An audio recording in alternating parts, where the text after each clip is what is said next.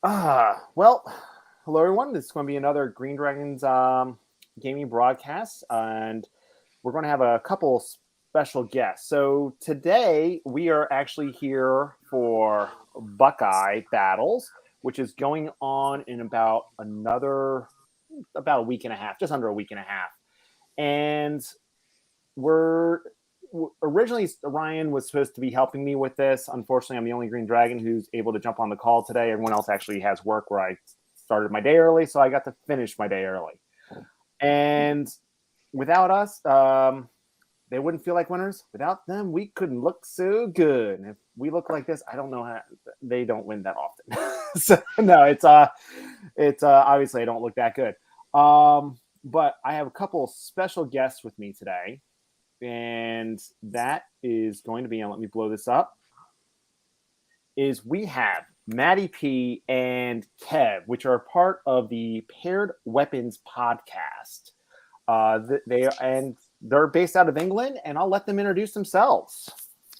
Hey Mark, how you doing, buddy? Thanks very much for having us on your show. This is a massive technological step up for me. And frankly, I find it rather concerning. I don't want to let myself down. Hi, Mark. It's good to be on. Thanks for having us. It's a real treat.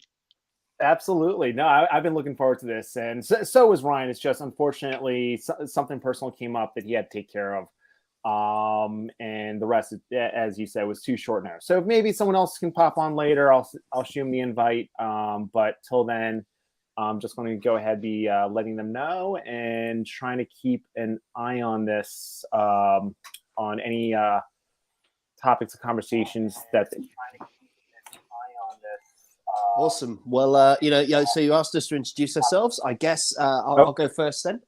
So my name is Maddie P. I'm based out of South Manchester over here in the UK. It's a scorching hot day today. It's the one we'll be having for the year, so that's our summer. It's a raging hot 23 degrees, which I know by your standards is nothing, but by our standards, people are melting. And, what is? What is that? I got quiet because I was turning on the YouTube on another screen so I could watch people's chats if there are any. But this time of day, I'm not expecting it. Usually later at night is when that will start going crazy. But I started hearing that echo. What's 20? Hold on, I gotta look up what 23 degrees is in Fahrenheit. Well, do you Matt's know what? Old enough to know Fahrenheit. I'd have thought it's like a high 70s, low 80s, but it's funny you should say that because our so-called government wants to bring back imperial measurements. So the way that we're going, we're all going to know what 23 degrees is in Fahrenheit pretty soon because it'll be the law, and not knowing it will get you put against the wall and shot.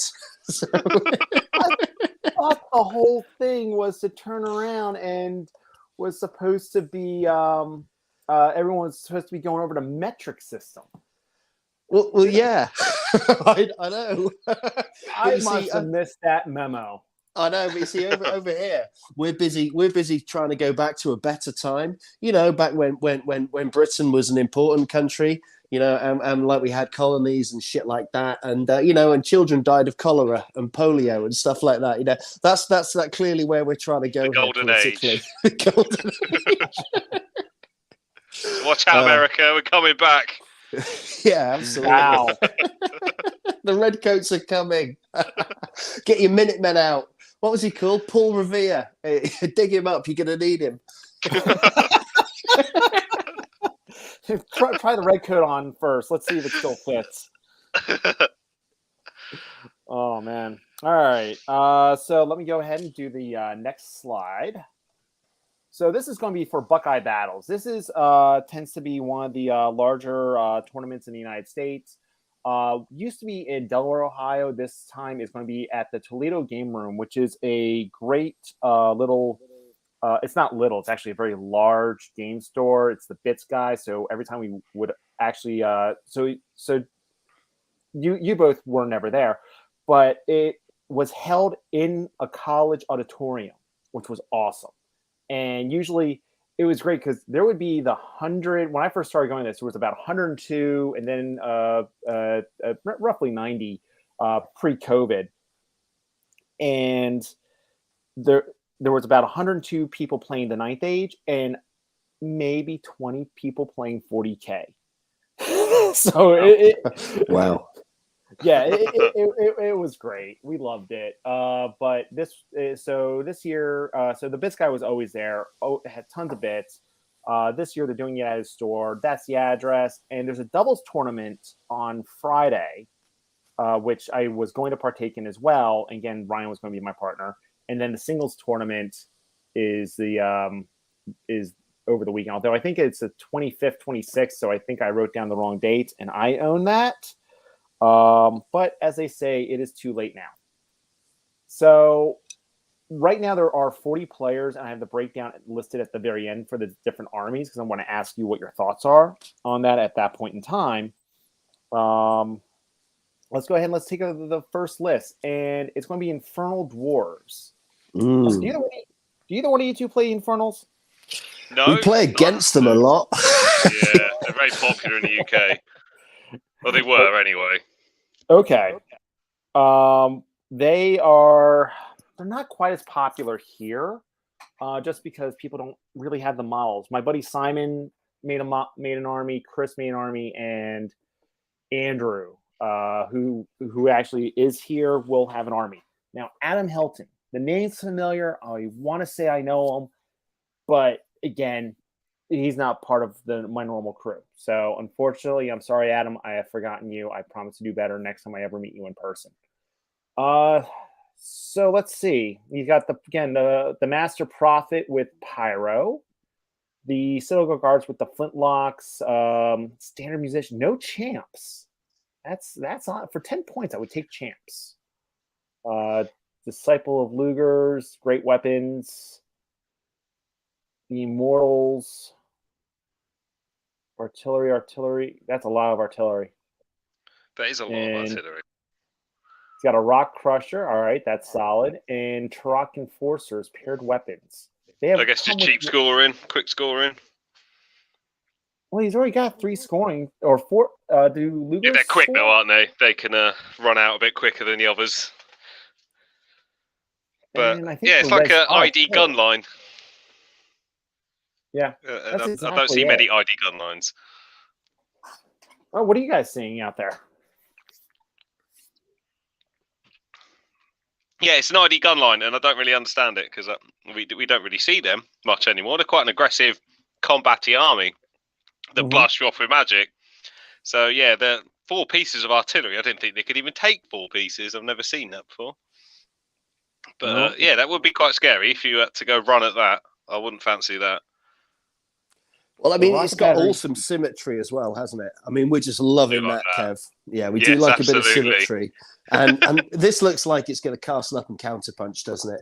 There's some strange builds in here, though. I mean, usually you see the Disciples with the paired weapons.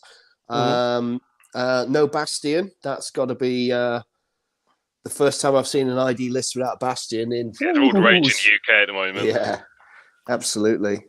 And am I right in thinking I can't see any blunderbusses in there? No, yes, they all flintlock axes, no blunders. It's very odd. I mean, it gives you the range, doesn't it? And lots of punch, but man, we love ourselves some blunders over here on the island, don't we? I mean, and lots of shooting. Don't the flintlocks hit better than blunderbusses? Yeah, I think they do. Got better range as well.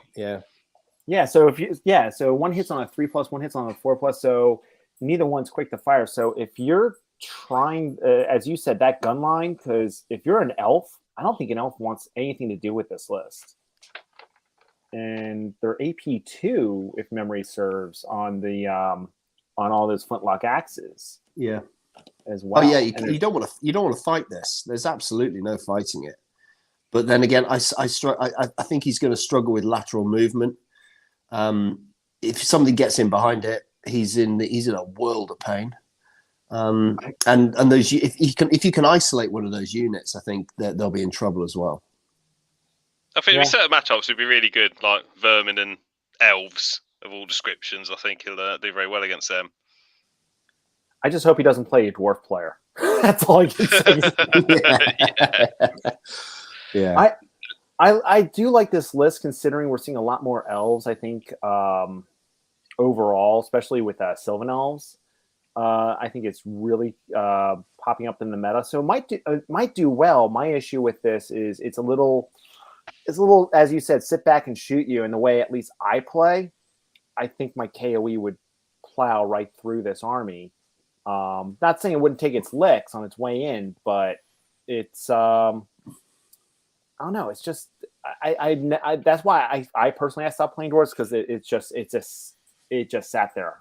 I don't know he's got enough static to hang around for long enough against really significant push armies like your KOE, and I'm not sure he's got any force multiplication stuff. I'd anticipate seeing a character in there with the multi-wound thing, if only because you want to sort of edge people away. And like you said, without champions as well, it's you get a cowboy in there, he's just going to go to work on you. No BSB either, which is very brave. BSBs are for the weak. There's one in my list, so I can't say anything. All right, let's look at Andrew. I believe this is Hedis. It just says Andrew H on the list that Jeff Parkhurst. I'm sorry, I should have said this earlier. Jeff Parkhurst is the one who organizes this. He helped me out when I helped with Masters. He's still very huge and instrumental in Masters here in the United States, and he puts on a phenomenal tournament. As you saw, I had a lovely beer stein, or whatever this is, beer glass, from Buckeye many years ago, and he does that. He does raffles, and just great for our community overall. So Jeff, thank you so much. Andrew here used to be assistant head of playtesting at one point. So, and super nice guy. Hangs out there with Chuck and stuff. He's out with the Michigan crew. So let's see. This might be our only Saurian ancient list. So not a hugely popular army at the moment, Saurians. No, new book coming out in there. Yeah, and I know some of the things coming out in that new. I think we all three of us do, but other than saying it's going to be very dino heavy, I don't want to go too much into it. So, tell you what, I did the last list. Which would one of you two gentlemen take this one? Yeah, of course. Yeah, so he's got a Saurian warlord on an alpha with light armor, halberd, kingslayer, and a starfall shard, which is a pretty standard build, really, for the alpha cowboy. Then he's got a quattle on alchemy, BSB, double ether icon, because why not? With then the sun tablet, because it's bent, and essence of a free mind, because that's obvious. Then he's got a skink priest on a palanquin, or an adept on druidism.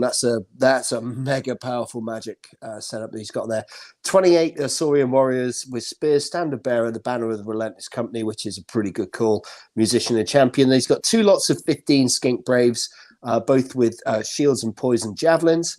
Then he's got 21 temple guard, standard bearers with the rending banner, which is also a pretty standard build. Musician champ, 2 snake swarms. Ooh, we don't see many of them around, but he's got them scouting. 2 weapon beasts, both spearbacks, a Taurosaur with the engine on it, and a crikey, here we go, Thyrostocustus. You have to say that 3 times fast, otherwise we don't believe it. Thyrostocutus, Therosysimus, with a sun engine, whatever it's called, Thyroscutus with a sun engine on it, the one that everyone just fucking runs over. There you go. I like this as a list. I think this has got a lot of options, and it's backed up with some pretty serious magic, and that alpha is no joke. So this guy's obviously done it before. You can just tell. Absolutely. Yeah, the Alphacado is amazing. Who doesn't love that? And then, to have the Quattle in there as well makes it quite formidable. I'm not sure about the big block of Temple Guard, because I hear they're terrible. But he probably knows better than I do. Other than that, it's a pretty solid list, isn't it? Yeah, Bodyguard. Isn't it? And he's casting out via the, fucking hell, what's it called, Kev? Thyroscutus. And the skink priest. That's true, yeah. It doesn't have to be out there in the front. He's got symbiosis out there, so he'll sit back and, he'll zap the crap out of you, and if you get anywhere near it, you get an Alphacano up the bum. I like the alchemy with the between the sun tablet, the essence, and the let's see. There's a Quaddle. I thought you just said he doesn't have the increased range for the magic missiles, but still having that, he's got. I do like that with the Skink Priest. I like the Druidism. I think Druidism goes great with this list too. Especially with an alpha, yeah. Yeah. Yeah. And I mean, you'll have to kill the alpha twice to get it. Absolutely. All right, let's go to the next. So it's a good Saurian list. I like it. All right. So, Kev, why don't you take this one? The Sylvans. Okay, so this is Andrew Rapmond on Sylvan Elves. He's got a Forest Prince on an Eagle King, Essence of Mithril, Sylvan Longbow, Silver Blades with Spirit of the Whirlwind, which gives him a ton of attacks, and the Talisman of Shielding, Obsidian Rock. Then we've got a Druid Wizardmaster, who's a general on Shamanism with Crystal Ball. Another Druid, Cosmo Adept with a bow. Then a Dryad Ancient Wizard Adept on Div. So quite a lot of magic there. Then we've got some Sylvan Archers with the Banner of Discipline and a Muso. 24 Forest Guard. They're the Spear Elves. Yeah. With, just, I think they're paired weapons, them ones, with full command.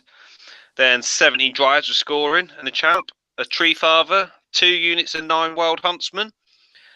Forest Eagle, 2 units of 6 Briar Maidens, and 5 Pathfinders.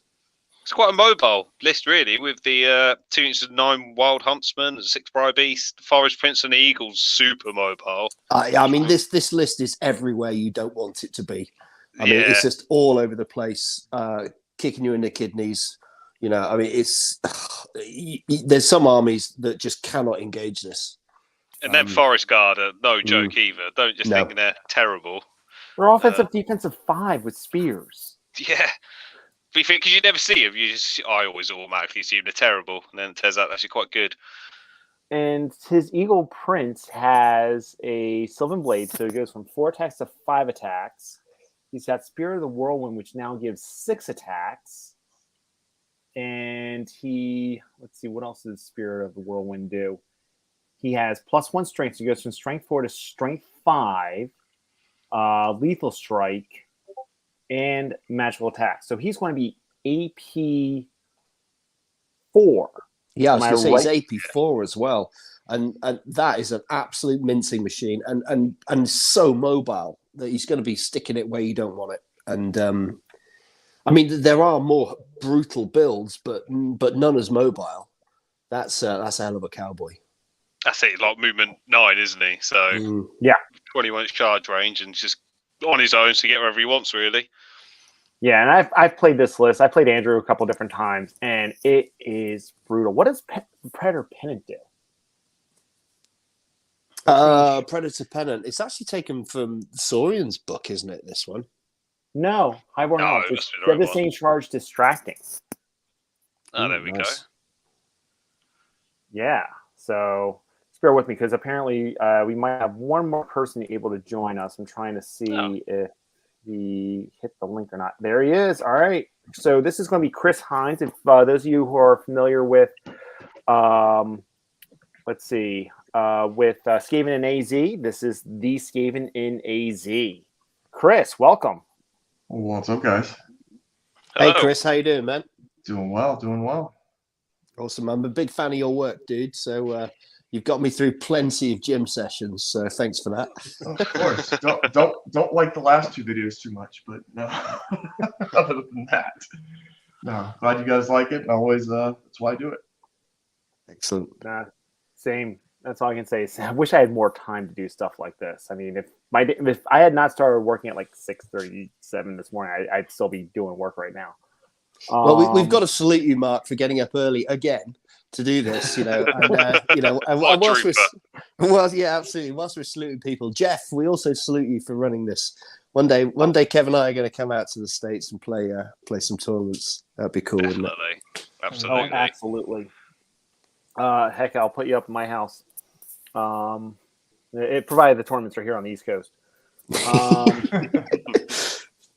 Let's see here. So again, this is just, I've played him enough times. He's gotten very familiar with this. He's got the stubborn anvil with the Tree Father.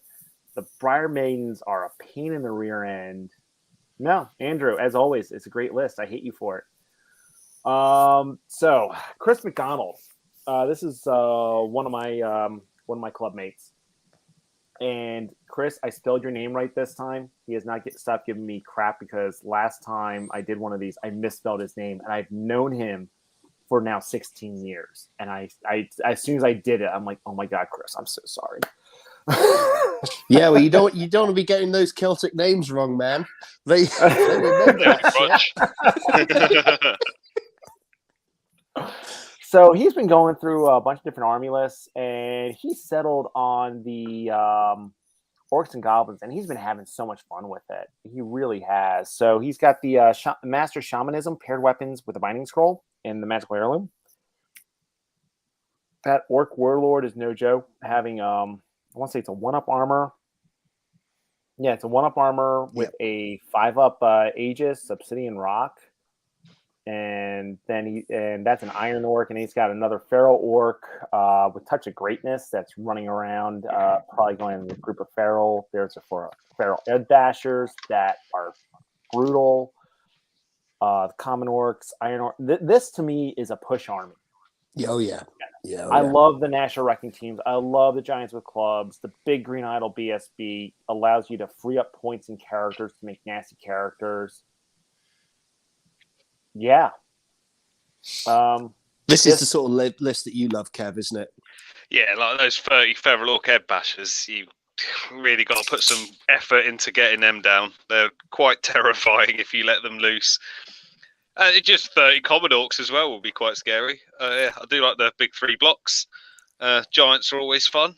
And I hate National Wrecking teams. To say that they wreck you is to be the understatement. We play armies that don't have any shooting or ranged magic, so I have to just run at them and lose. Yeah, like me. It cost me 10 flares to get rid of those pricks. For 130 points, how much are your 10 flares?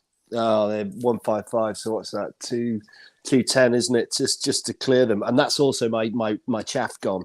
So I mean, you know, with wrecking teams, it's warriors hate it, just hate it. Yeah, and you're going to see quite a bit Orcs and Goblins. I'm surprised how many Orcs and Goblins are going to be here. Do you guys see a lot of that out in the UK?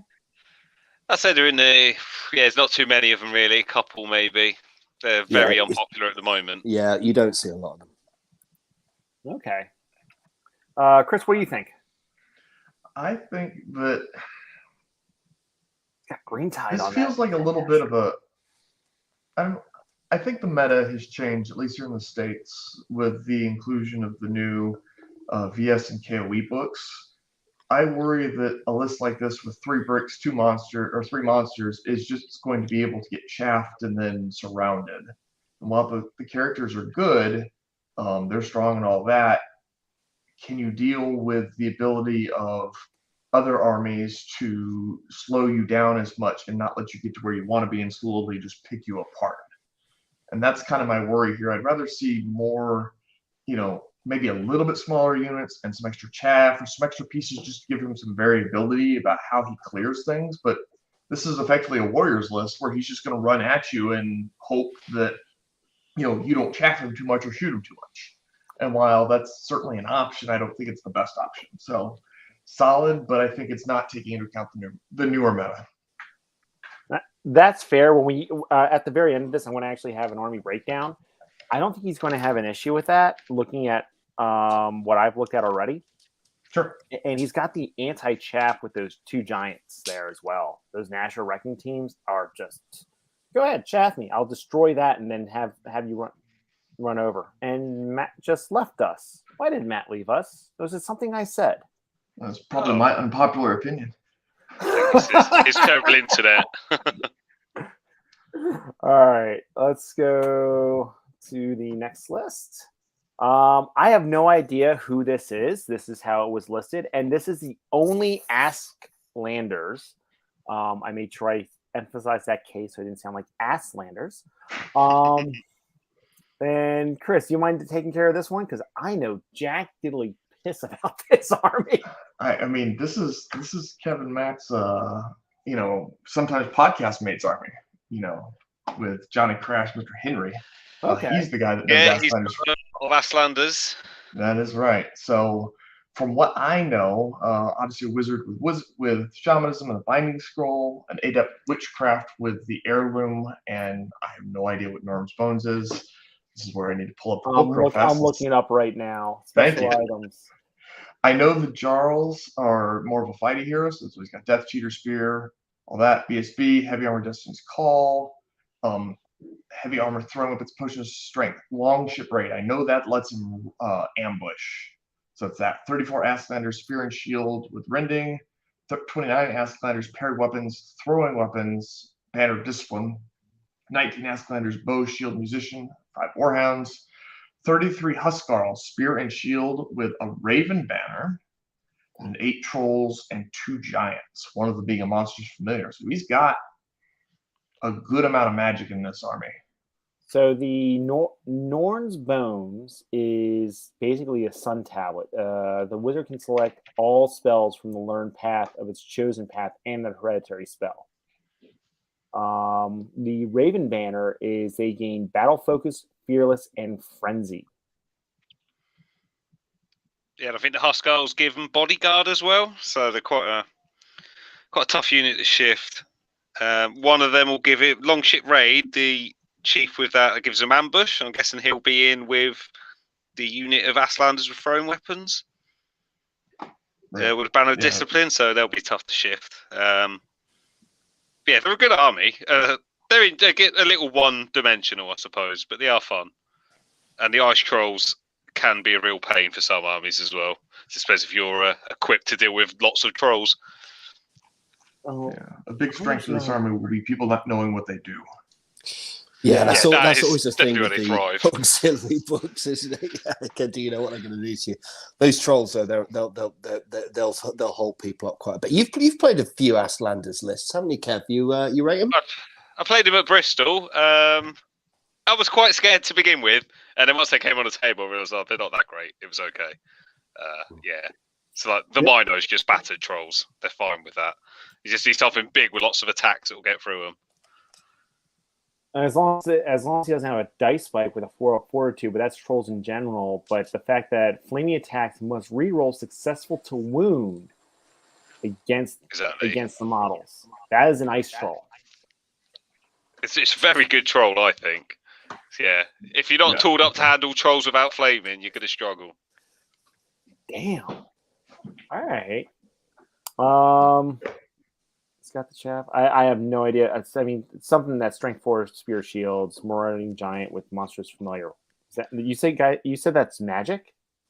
Yeah, it gives you access to, I think it's Hellfire or Hand of Glory or one other spell. Alchemy one. What is it? Monster Familiar. Cleansing Fire, Raven's Wing, or Frostbite. They're hereditary spell. Okay. All right. So different from the Warriors one. And I forgot to separate. I missed separating a chief. He's got a chief in there with a potion of strength and a Longship Raid. That's ambush. That gives one unit ambush. I'm sitting here going, what the heck is that? All right.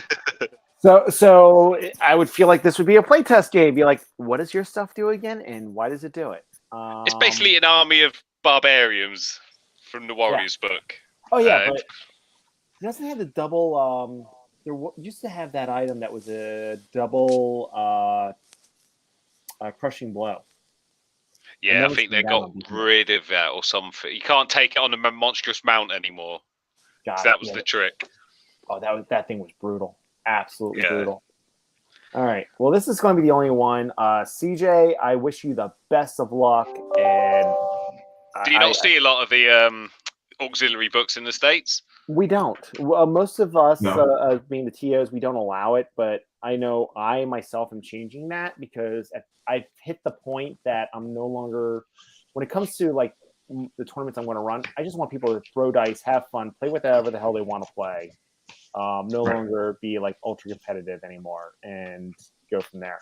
I actually, I'm running a 3K tournament soon out of Maryland, which is Baltimore's only about an hour south of me. And listening to Henry P. Miller's podcast, I was trying to fit in some of the special scenarios Kashmir had at a doubles tournament, but the people just were like, no. I'm like, all right, well, we'll still do something different. Well, you should never listen to anything that Henry P. Miller says. End of story. So. I'll make sure I say that on the next KOE call we have. Be like, you know what? I was talking to Matty P. He said that you're just full of shit, and I should never listen to you. Yeah, sorry. whatever he tells you is lies. Okay, so whatever he says in response to that isn't true.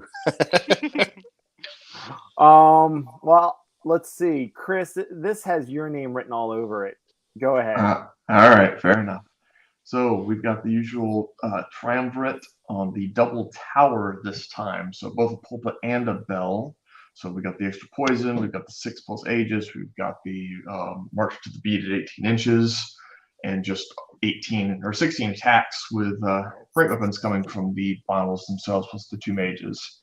He's got an apprentice to witchcraft to round out the triumvirate, so they can choose 1 through 4 on their spells. He's got a very weird build in the legate. It's not the Doomblade. He's a guy with a Banner of Discipline, Essence of Mithril for the 2+, paired weapons, Hero's Heart, and Talisman of Shielding. So he's offensive 6, strength 5, AP 3 with 5 attacks. Not terrible, but at 345, I think I prefer just to see the Doomblade because the Doomblade is cheaper. 140 House Prefect, so he's the guy that's going to explode the tunnels.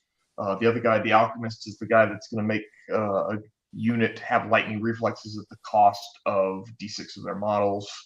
So the Black Fur veterans at the top are likely the he's got both units of Black Fur veterans. So both units of Black Fur veterans, 140, 129. The Sacred Aquila is the one that allows them to have battle focus on 6s, but they hit themselves on 1s. And that's an upgrade that is hard for me to see on a unit like this, considering that Black Furs that roll 1s are wounding themselves on 2s and killing themselves. So that he's definitely banking on himself rolling 6s. 25 Valites with bows for some light shooting, something VS traditionally hasn't had. 4 Mamillas with rotary guns. Those are a lot of fun. 46 to 86 shot, or 46 shots, or 46 shots times 2 to get rid of any chaff around him, plus another scoring unit. 20 Plague Disciples with Bloodpox Blade, so they'll be poisoning on a 5+. 2 Doom Sparks, and then 20 Ignifier Grenadiers and 3 Jezzails. I have a love-hate relationship with those Grenadiers. I hate seeing them against me. I think they're great for the army. I've just been blown up too many times to say if I was playing Vermin Swarm, I think that they must be in there. They're so cheap as well, aren't they? As well, They're very good. Yeah, freaking brutal. Only if you can roll 5+s though. You roll enough dice. That's what, 20 shots per unit. Yes. All right. So what? 7 hits. 7 hits, 6 wounds, AP2. It's not terrible. Yeah, it's pretty sweet for 169 for 169 points. And if you're shooting into combat, because again, the way I've seen them played is you go charging in. I'll throw this at you. They're hitting on what, 3s in close combat? No, they still hit on 5s, but they only hit the friendly unit on a 5-up instead of a 4-up. Yeah, sorry. So one harder to callous into themselves for friendly. But you look at this, and he's got all this stuff, but the units are really small. The one unit of 45, but 29, 25, and 20 are his other 3 units. I agree. Those seems like you can easily get in there and do big damage if you've got a decent, killy type unit, and then he's gonna be blown up and on the flank of that big 40-man unit, and then what? Or have the 40-man unit hold the center, and then put the weaker ones outside, and then just kind of set yourself up for the counter charges. Right. Yeah, I feel like those units are too small. Yeah, as I just try to squeeze more stuff in instead of just bulking them out a bit. I agree. Yeah, I confess I run larger units than that, so maybe I'm jaded, but that's my preferred method. Now we'll see how Connor do we know Connor? Now, by the way, Chris is in Arizona, which is in Pacific time, so he's 3 time zones from me. do we know who he is? Because I don't. No clue. All right. Well, Connor, welcome and best wishes, buddy. Good luck. All right. I have no idea who this Dino or Dieno or whoever it is. I only know the name. Took it right off of what Jeff put up. And here's our Beast Herds list. So, Kev, this has your name written all over it. Yes. Kev's going to love this list as well. I'm glad to see someone's brought the Beast Herds. So, yeah, he's started off with Mr. Mino himself, Minotaur Warlord on Blessed Inscription with Paired Weapons. Destiny's cool. Then he's got the Mario Kart, so Soothsayer on the Raiding Chariot, who's a Shamanism Master, Trickster's Cunning, Ancestral Carvings, Talisman of Shielding, and Potion of Strength. So you're going to have to re-roll to wound against him, and he's going to have the scarification up, so him on 5s. He's nails. He's great. He doesn't like static combat, though. And then we've got the Beast Chieftain, who's Great Totem Bearer on the Raiding Chariot with Dustforge Shield, BSB, Heavy Armor, Basalt Fusion, and Beast Axe. So he's a 1-up re-rollable. This is very rare for Beast Herds. Then we've got 35 Mongrel Herd, full command, Banner of the Wild Herd. 2 units of 15 ambushers, Wild Horn with thrown weapons and paired weapons. 8 Feral Hounds, 6 Minos with shields, full command of Blackwing Totem. A Razor Tusk Chariot, a Razor Tusk Herd, so 1 little piggy for chaff. And then 2 Gortarks as well. It's a baller of a list. I do like it. Yeah, that's just balls out coming to get you, isn't it? I mean, it's just, I love it. Yeah. I worry about having 2 Gortarks with Shamanism, but as long as there's not a lot of shooting out there, he should be okay. But we'll see how the other lists pan out. Just real quick, Connor is from the Columbus area. So, awesome, Connor. Well, I'm glad to see you. I'm sorry I'm not able to play against you. Jeremy Gottschalk just got that to me. Sorry to interrupt. That's Columbus, Ohio, isn't it? So it's out on out on the sort of the way into the Midwest, isn't it? Right. It's where Buckeye used to be held. Cool. Oh, that's who that is. That's the kid. All right. So I remember this. So there was this father-son duo, and I think the first time I met the kid, he had to be about maybe 12 or 14, and now I think he's in college. So cough, I'm getting old. And he's like, I hate it going to a tournament when there's a young kid there. I hate it because you just know he's going to beat you. You're going to get shit off everyone. Oh my god! You know what, Connor? I hope you take it. I hope you win Buckeye, buddy. Yeah, you go, Connor. So now, when I look at this list, and I look at that chieftain, but he's on a chariot, on a raiding chariot. See, I would have thought that he would have put that chieftain with best forge armor. And maybe and put him in a unit of Longhorn. Oh no! No? He's very good on that chariot on his own. He's quite hard to shift. The 1-up rerollable, he's very good. He's a little slow, I guess. It's hard for everything to keep up. He's hard for him to keep up with everything else, but he's tough. I like him. Okay. All right. Well, you are the Beast Herd expert, considering you got second in tech. As I said to you guys offline, I do listen to your podcast. So it's you doing it. Thank you. Yes, I see. It's not the spam bot; it's me. And this is Alex Mayer from Detroit. So Alex, I actually have met Alex. He's an awesome guy. He runs the Detroit crew and Mike for 9th. So awesome. So.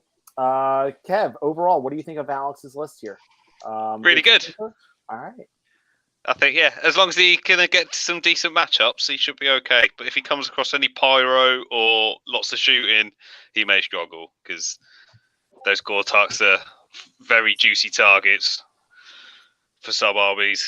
That's the only concern. Got it. And the Might for Ninth is in Michigan GT. Yeah, now it's...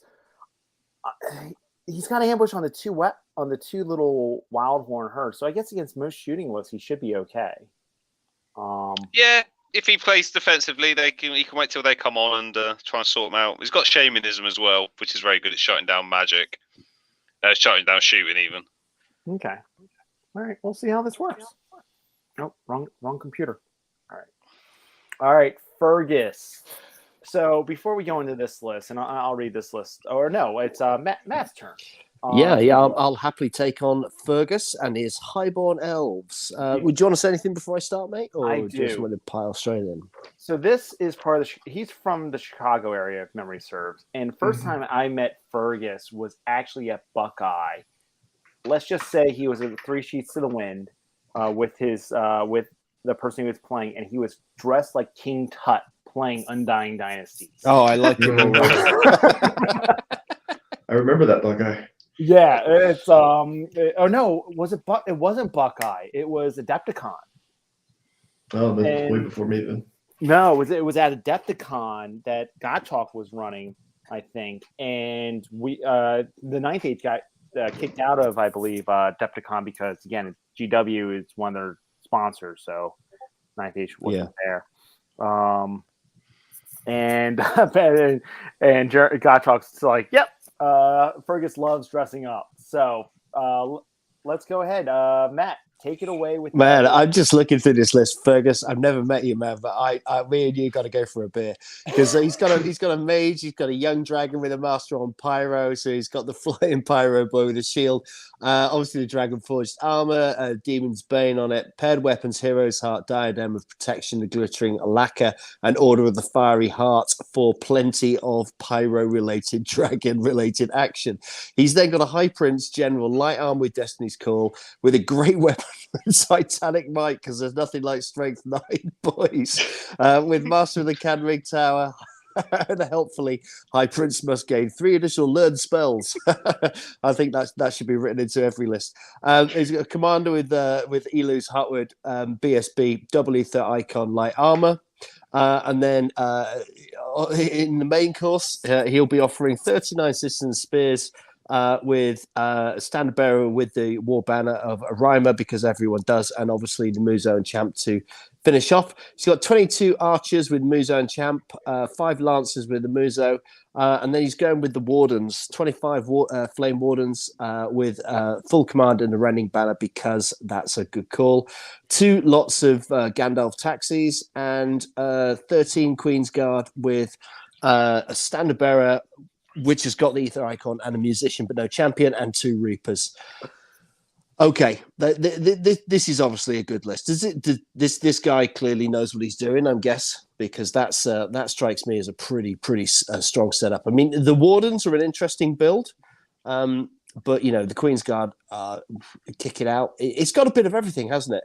You got to go and get it, because if you don't, you're gonna get shot at, and then you get chaffed, and then you get a spit, and then you get dragoned. And I love that High Prince. That's just awesome. Why is he strength 9?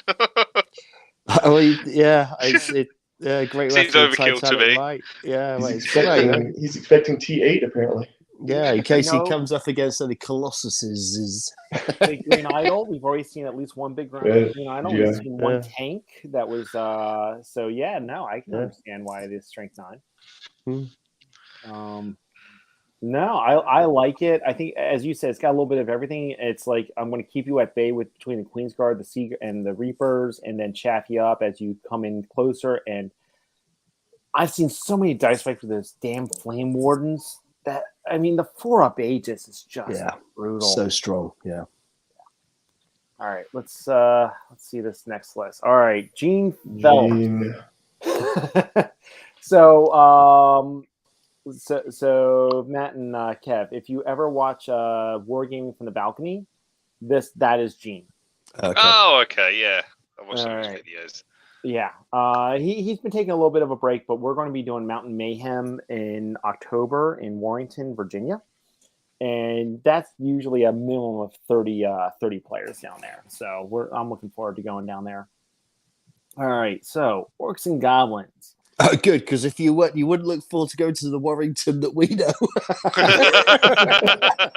Yeah, definitely not. Yeah. I'm nothing against Warrington, but Unfortunately, I don't think I have any other English players that turn around and watch this. So, what's wrong with Warrington that you know? It's rough. Yeah, it's not a nice town. It used to be home of England's glass manufacturing industry, but then that fucked off, and now mainly what they do is fight each other and get pissed. Got it. Like most of the country. All right, so I'll take this one here. So he's got the now it's on a war board. That's interesting. Having his master shaman as master shaman paired weapons. So that's what, 3 attacks with that shaman. He's got the feral war another war board with again paired weapons, shady shankin, so lethal strike. 2 text guard. Does anyone know what 2 text guard does? It gives you +2 res, I think. Off the top of my head.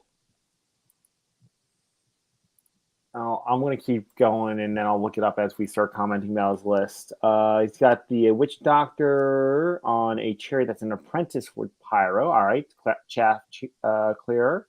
He's got another war boar chief with a 2+ with hero's heart. And by the way, that's only AP2 now. It's no longer AP3. Strength 5 AP2. Then he's got feral orcs with the banner of speed. All right. He's got common orcs, heavy weapon crossbow. Staudalos is crossbows too, so I can't knock that. I've lost units to pegs against that unit. 2 units of chaff being the Goblin Raiders. 9 mounted Ed Bashers. I'd say the characters are obviously going to go into the cav units. 15 Iron Orcs, full command, Gargantua with the web launcher, and the giant club. At the Orc list, it's got the chaff you're talking about, list, isn't it? Yeah, I mean, it's got the chaff, hasn't it? I mean, this is almost the exact opposite of what we've seen before, isn't it? It's this is cav. You call out the war cry, they're as good as Equitane, and they're brutal on the charge. Because let's see, the common orc boars have shield, standard, banner speed. So actually, they're going to be advanced 9 with the war cry. Musician champion, and the mounted Ed Bashers have also the banner speed, so they're going to be advanced 9 as well with a lance. 2 up armor on them as well. Yeah. Hitting you with strength 7 probably. Now, they're quite scary. and unlike Equitane or Empire, even if you charge them, they still have that plus strength bonus. Yeah. So, I'd say that's pretty solid, actually. Yeah, you don't see a lot of the Orc and Goblin cav, but it's quite good. And they come with the light lance, so they're going to be strength 5 on the charge. That's solid. Do you know, it's this is an interesting list. Dr. Dan over in the UK took this to the ETC singles, basically an all a cav Orc and Goblin army, and came 3rd. So I mean, it can be done, and you know, and he's a proponent of high mobility, and this is certainly high mobility. Well, he's been playing this list for a while, and last time I played it was actually Mount Mayhem, and I was play testing KOE. And, you know, I think Gene, if he plays it properly, he can go far. I really do. It's just sometimes he gets a little No, I'll quote Mike Maddox here. He gets a case of the fuckets. I do that. And it's like, well, this is a good idea. Let's see what happens. And you're like, don't do it, Gene. Don't do it. And he does it anyway. Yeah. All right. Whenever I say fuck it after doing something, I know it's going to go horribly wrong. Yeah.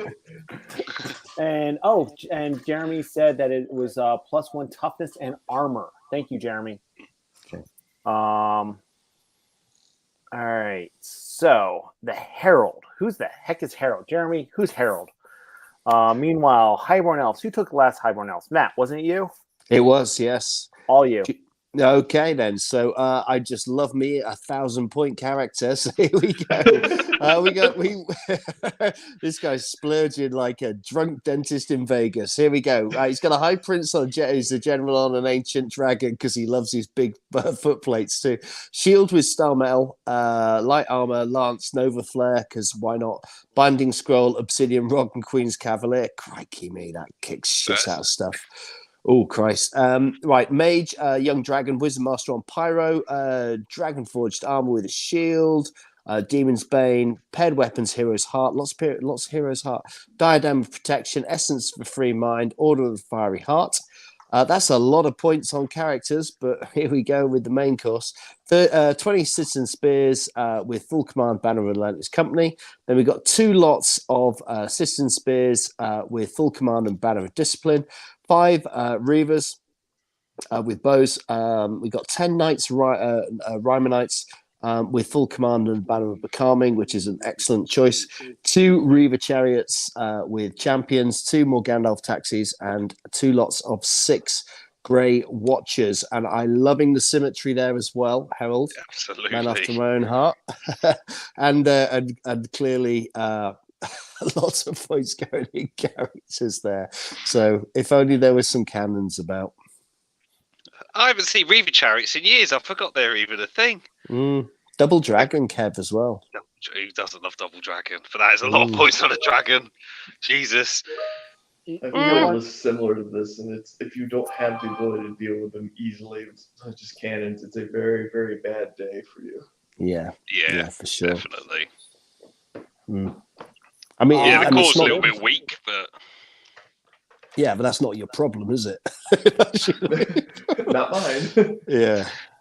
Oh dear. I mean, you're going to need some world-class ballers, or awesome magic, or great shooting. Otherwise, those dragons just going to rip you to bits. Yeah. He's just going to chaff everything up. The reavers, even the spear bricks can be chaff. 2 eagles, the 2 Sith Grey Watchers, just set you up so that he can get 2 dragons into you is pretty much the rest of the list. And yeah, I mean, that's certainly a recipe for success if somebody doesn't shoot them down. My only issue is the Knights of Rima at 10 strong. I feel that they are run very well at 7 or less.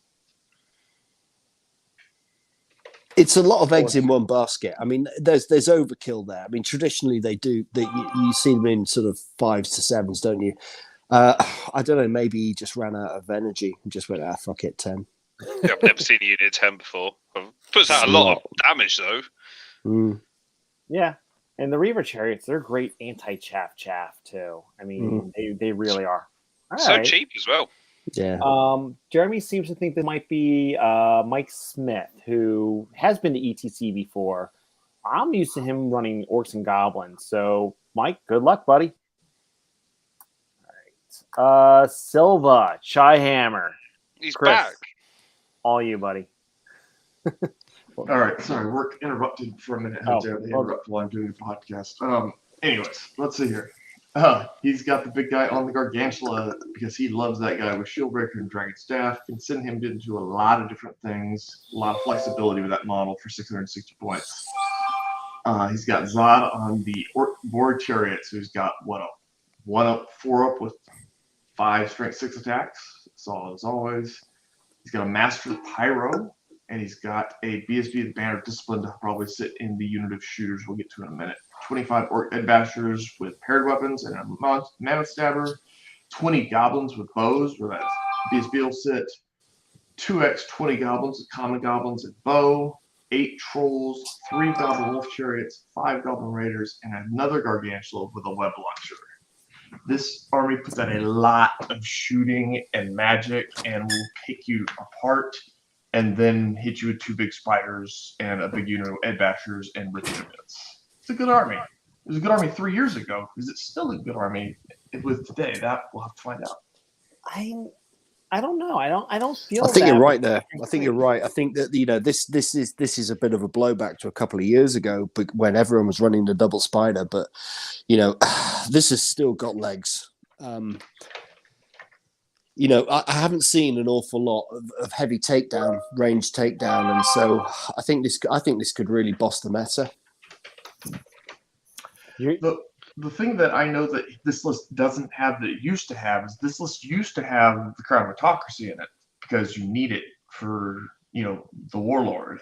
With it only being with him and not having that extra piece of leadership, that could cause him some issues.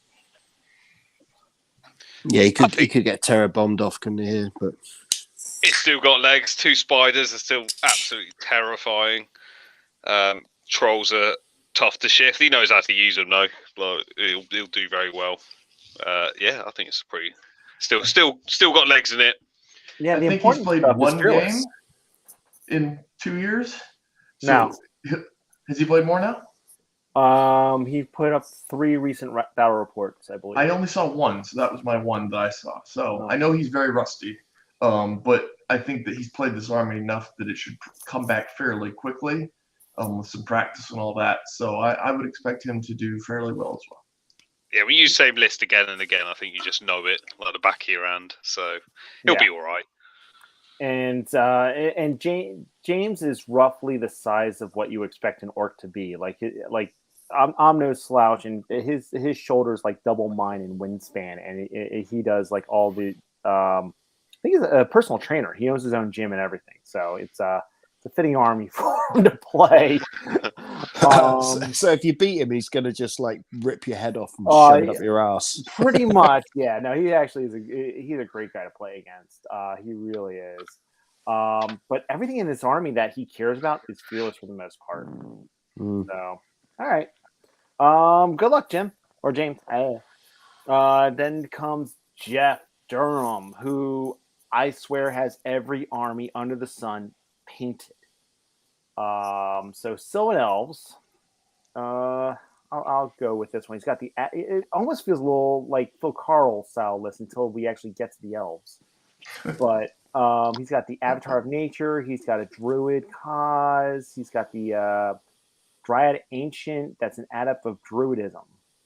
So Cosmo Druidism, and then Crown of the Wizard King. So he's shooting for a lucky roll, whatever he wants. The Thicket Shepherd with the Oaken Crown. What does that do? Does anyone know off the top of their head?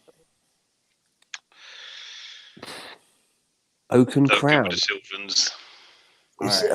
It's there's various things that give them like poison and stuff, isn't it? But I don't think it's that. No, and it's going to be because it's an aspect. It gains Swift Reform.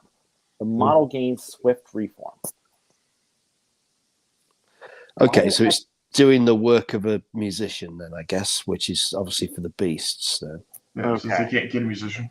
Yep. Yeah. I think Sylvan archers are still great at AP1 no matter what range, and then strength 4 AP1 at short. The dryads are still solid. 5 heath riders. I think they come with light lances, and the Sylvan they come with a Sylvan lance, which is a light lance. So they're strength 4 AP2 on the chart. They're extra AP, don't they? Yeah. Yeah. The thicket beasts are solid. The huntsmen, I hate them.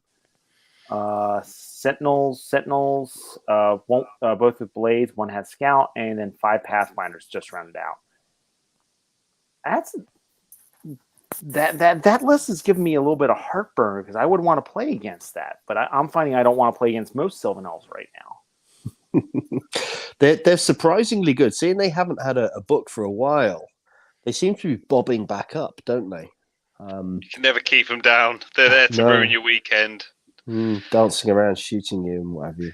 So. I'm confused by the Sylvan blades on the Sentinels. Did you just have some points left or something? Because those guys should be seeing combat, surely. Or do they just come with that normally? They might come with that normally, or it's like a point per model. So if he had like extra points floating around. I'm looking it up right now. So Sylvan Blade, yeah, it's only a point per model. So So you might as well then, yeah. Yeah, because it's only 12 points, and you can't take anything really in that army for 12 points. Yeah. And still, that's now giving them 2 attacks each, AP1. So even my knights, my feudal knights don't want to go into that. He'll do more damage to me than I'll do to him. You definitely don't want them coming in from the rears and stuff, do you? But I'm interested in the magic setup here. Cosmo and Druidism. It's I think there's quite a high skill bar on getting that right. I think you got to know what you're doing here. This is the sort of list that I think you could easily misdeploy and get just run straight over. But I think there's some. What do you think about that magic setup, Kev? I mean, the Druidism, I guess, is there mostly for the Thicket Beasts and the Thicket Shepherd. Try and give them some extra res, make them a bit harder to shift, because they'll just Boosting be there fighting avatar. for days. Yeah, getting some wounds back on him as well. Because the Avatar nature, is that the combat-y one or is that the wizard one? I assume that's a combat one. It's the fighty one, yeah. It's the baby dragon. Right. Yeah, I think it's a nice setup, really. I think it's not too bad magic. Everyone loves a Cosmo Master. Yeah. See, I think I would have kept with the Sylvan Blades on the Huntsman, and just and ran, maybe drop one of the unit of Sentinels and ran 2 smaller units of Huntsman. How many Huntsmen's that? He has 10 in this in one 10. unit. That's a scary fucking unit, though. Your chaff won't last very long against that much shooting. Yeah, but it's the amount of attacks that the Sylvan Blades do. That go ahead, charge me. I'm agility 6. I'll charge you. I'm agility 7. And then with the Cosmo, and I'm seeing Cosmo and Shamanism a lot with Sylvan, and then you got the double strength bonus. So that can be brutal. All right, let's see. Any comments before I go to the next one? And Andrew Ratman says musician.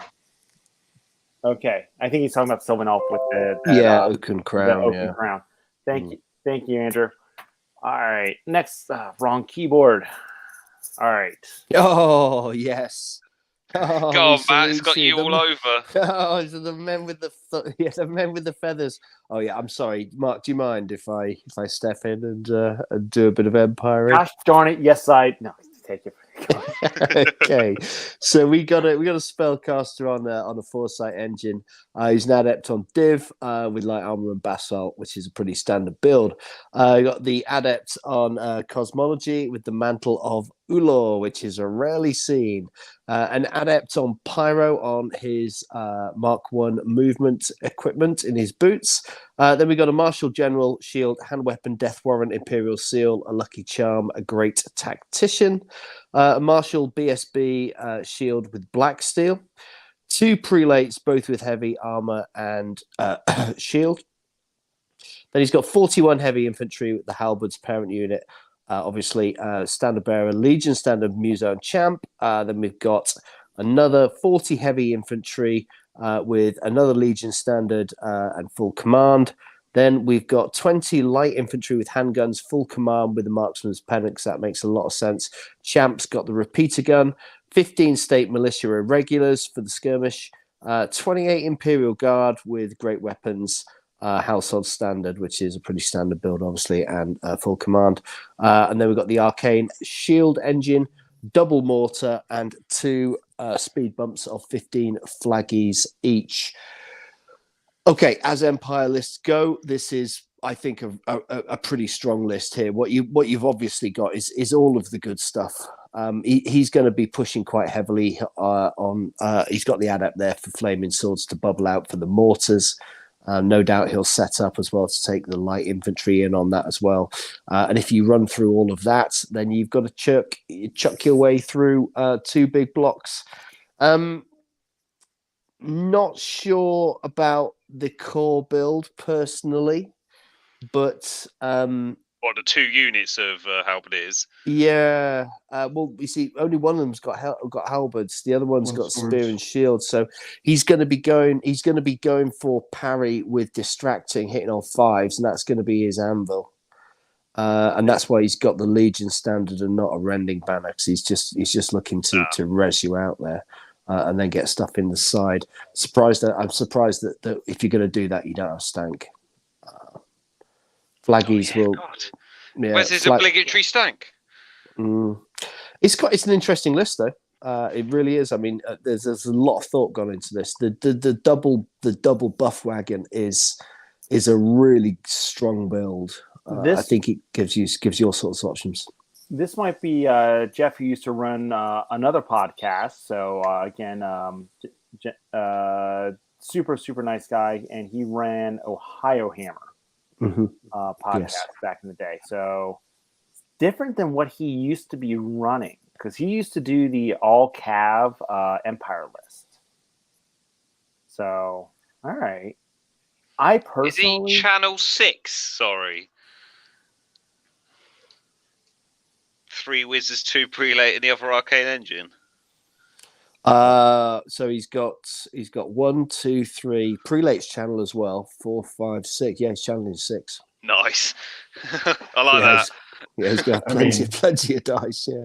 It's clear that he just wants to shrink units down and then break their steadfast and run them down. Yeah. I mean, that's a lot of, as you said, thought going into it. His worry will be things that don't worry about mortars or static as much. But he's got the 2 anvils with the flagellants too, because they're unbreakable. Right.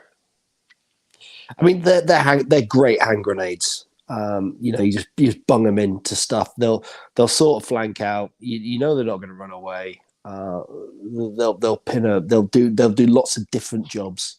And at 205 points, they're an absolute steal as well. I agree. All right, next list. So this is actually James's brother, and he usually runs Ogre Cons, not Dwarven Holds. Do you guys want me to take this one? Not sure if what I know about dwarves is they ruin 6 people's weekend. What I know about dwarfs is I shouldn't say that word on this channel. Ouch. All right, so Runic Smith. This is his general. He's got a +1 armor. He's got a dog. He's Rune of Denial, which is the oldest style of the spell scroll. The Rune of Grounding, which is, if memory serves, you're in base contact with him during close combat. At the start of that phase, he can do away with all 1-turn spells. Rune of Mastery, which gives him +2 to one of his casting values, and he knows 3 spells. He also has an Anvil of Power, which is, so he's going to be channel 3 because the Anvil Power is +2 channel and knows 3 spells. The Thane, BSB Rune of Mining, that's the one that you choose a terrain piece for movement purposes. You ignore. Basically, it counts as open terrain, so he can actually march through even impassables. But at advanced 9, not really. Let's see. The Greybeards, Rending Banner, Musician, and with only shields. All right, I dig that. That's solid. Paired Weapons, Relentless Company. Why? Don't know. Paired Weapons, Relentless Company. Why? Don't know.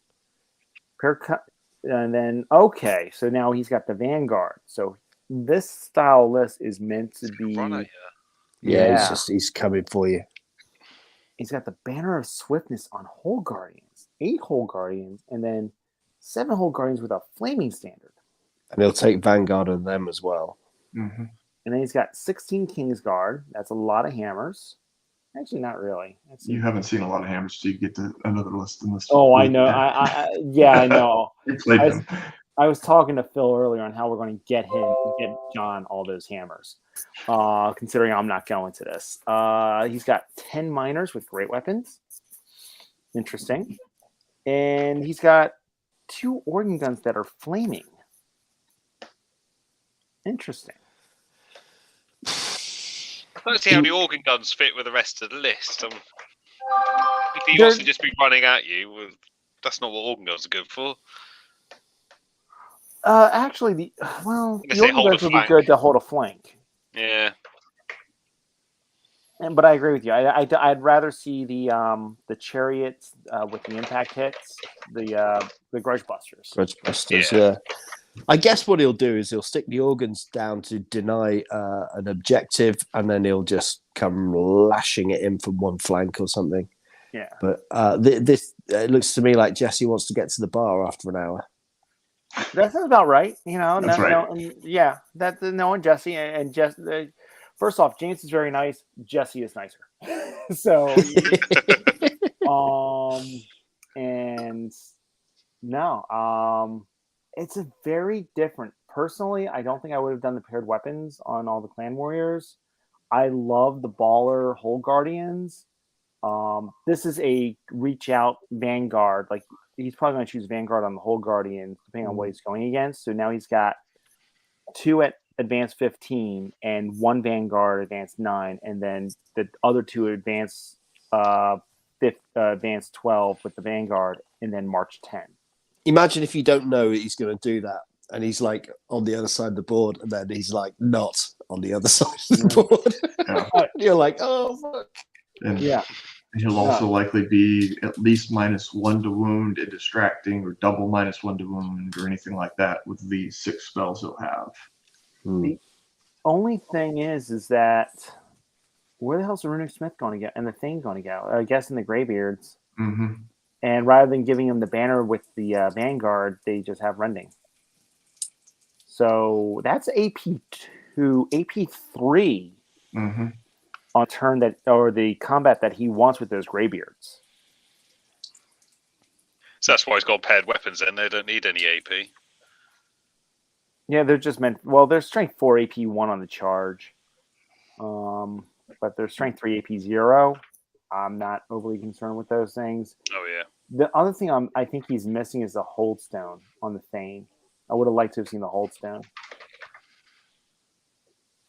All right. Well, next list. Good luck, Jesse. Joey Barbeau. This is one of the few people I actually scare up at whenever I play. Joe is a very tall gentleman. He is also one of the nicest people you'll ever meet in the world playing against. I can't say enough good things about him. And the first time I'm seeing him use this army, I've seen him with his Dread Elves, I've seen him with his Orcs, and he's always has well-painted models and things like that. So who here is familiar with UD? I'll take this. I wouldn't say I'm familiar, but I know enough. Go ahead. So he's got a Pharaoh, who's a general. Destiny's cool. Godslayer on a great weapon. Death Mask of Taput. Then he's got, I think the Death Mask of Taput means you +2 defense on the unit you're with. Or -2 offense on the unit that's attacking the unit you're with. One of them. Death Cult Hierarch is a Wizard Master on Evo. He's a Hierophant Soul Conduit. That's the one that gives you the silly magic phase. Then he's got a Death Cult Hierarch who's an Adept on Div. A Tomb Architect with a Binding Scroll. 50 Skelly Spears, full command Rending Banner. 20 Skelly Spears, full command and Banner of the Entomb, so that's ambush. 2 units of 5 Skeleton Scouts for some chaff. 11 Skeleton Archers, I guess that's a bunker for the Wizards. 2 units of 5 Tomb Cataphracts with full command and Stalker Standards. 3 Sandstalkers with ambush, and 3 Tomb Reapers with halberds. So yeah, those 2 Cataphracts are no joke, and the Sandstalkers are quite the pain if you don't have very good agility, like my beast herds. So yeah, I don't really like but no Shabty. No Shabty. And where's the chariots? I've never seen a UD list without chariots before. I know. What's going on? 50 Spears is a force to be reckoned with. Yeah, that's going nowhere, is it? Yeah, that is a lot. That is big. With a Rending Banner. Yeah. And the Tomb Architect's the one that gives you like a 5-up Fortitude or something as well? Yeah, but only on... Oh, is that just on the 2 Cataphracts? That's on the Shopty and that sort of thing, I believe, not skeletons. The Cataphracts are included, as are the Reapers. Yes. Yeah, so it's not that big skeleton. Yeah, not a big skelly block. Yep, and I guess the Pharaoh must be in that big skelly box because he's just on foot. Yeah. And I guess with the death mask, it's going to be quite difficult to whittle them down unless you're really good. So yes, I think the Pharaoh means that they use his like offense and defense anyway. Yeah. So yeah, they're not going to be any pushovers, that's for sure. And then he can get reroll to hit, reroll to wound, distracting, another reroll to hit. There's all sorts of good ways to make that unit really killer with the magic setup. Yeah, I'll be interested to see how he actually gets on with that.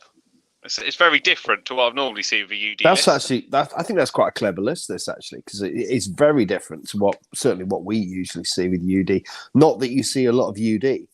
No, but not yeah, anymore. I like this. Joey, I'm going to give you my Gold Star Award for innovative listing. I actually like the Evoke and Div. Even though it's only an Adept Div, I think that will work really well because I'm just looking at the unit of skeletons. Okay, here's Know Thy Enemy. You're going to stop that? All right, here's Stars Align. So that's and then rerolls to hit, rerolls to wound. So that's what he's going with this list. I love the duplication with that. Yeah, he's got some very nice buffs there. Yeah. No, Joey, good luck, buddy. Good luck. All right. And John Ailes. Chris, do we know John? I think I've heard the name, but I don't know the person. All right. So I'll take the Dwarven Holes since I know the runes and stuff.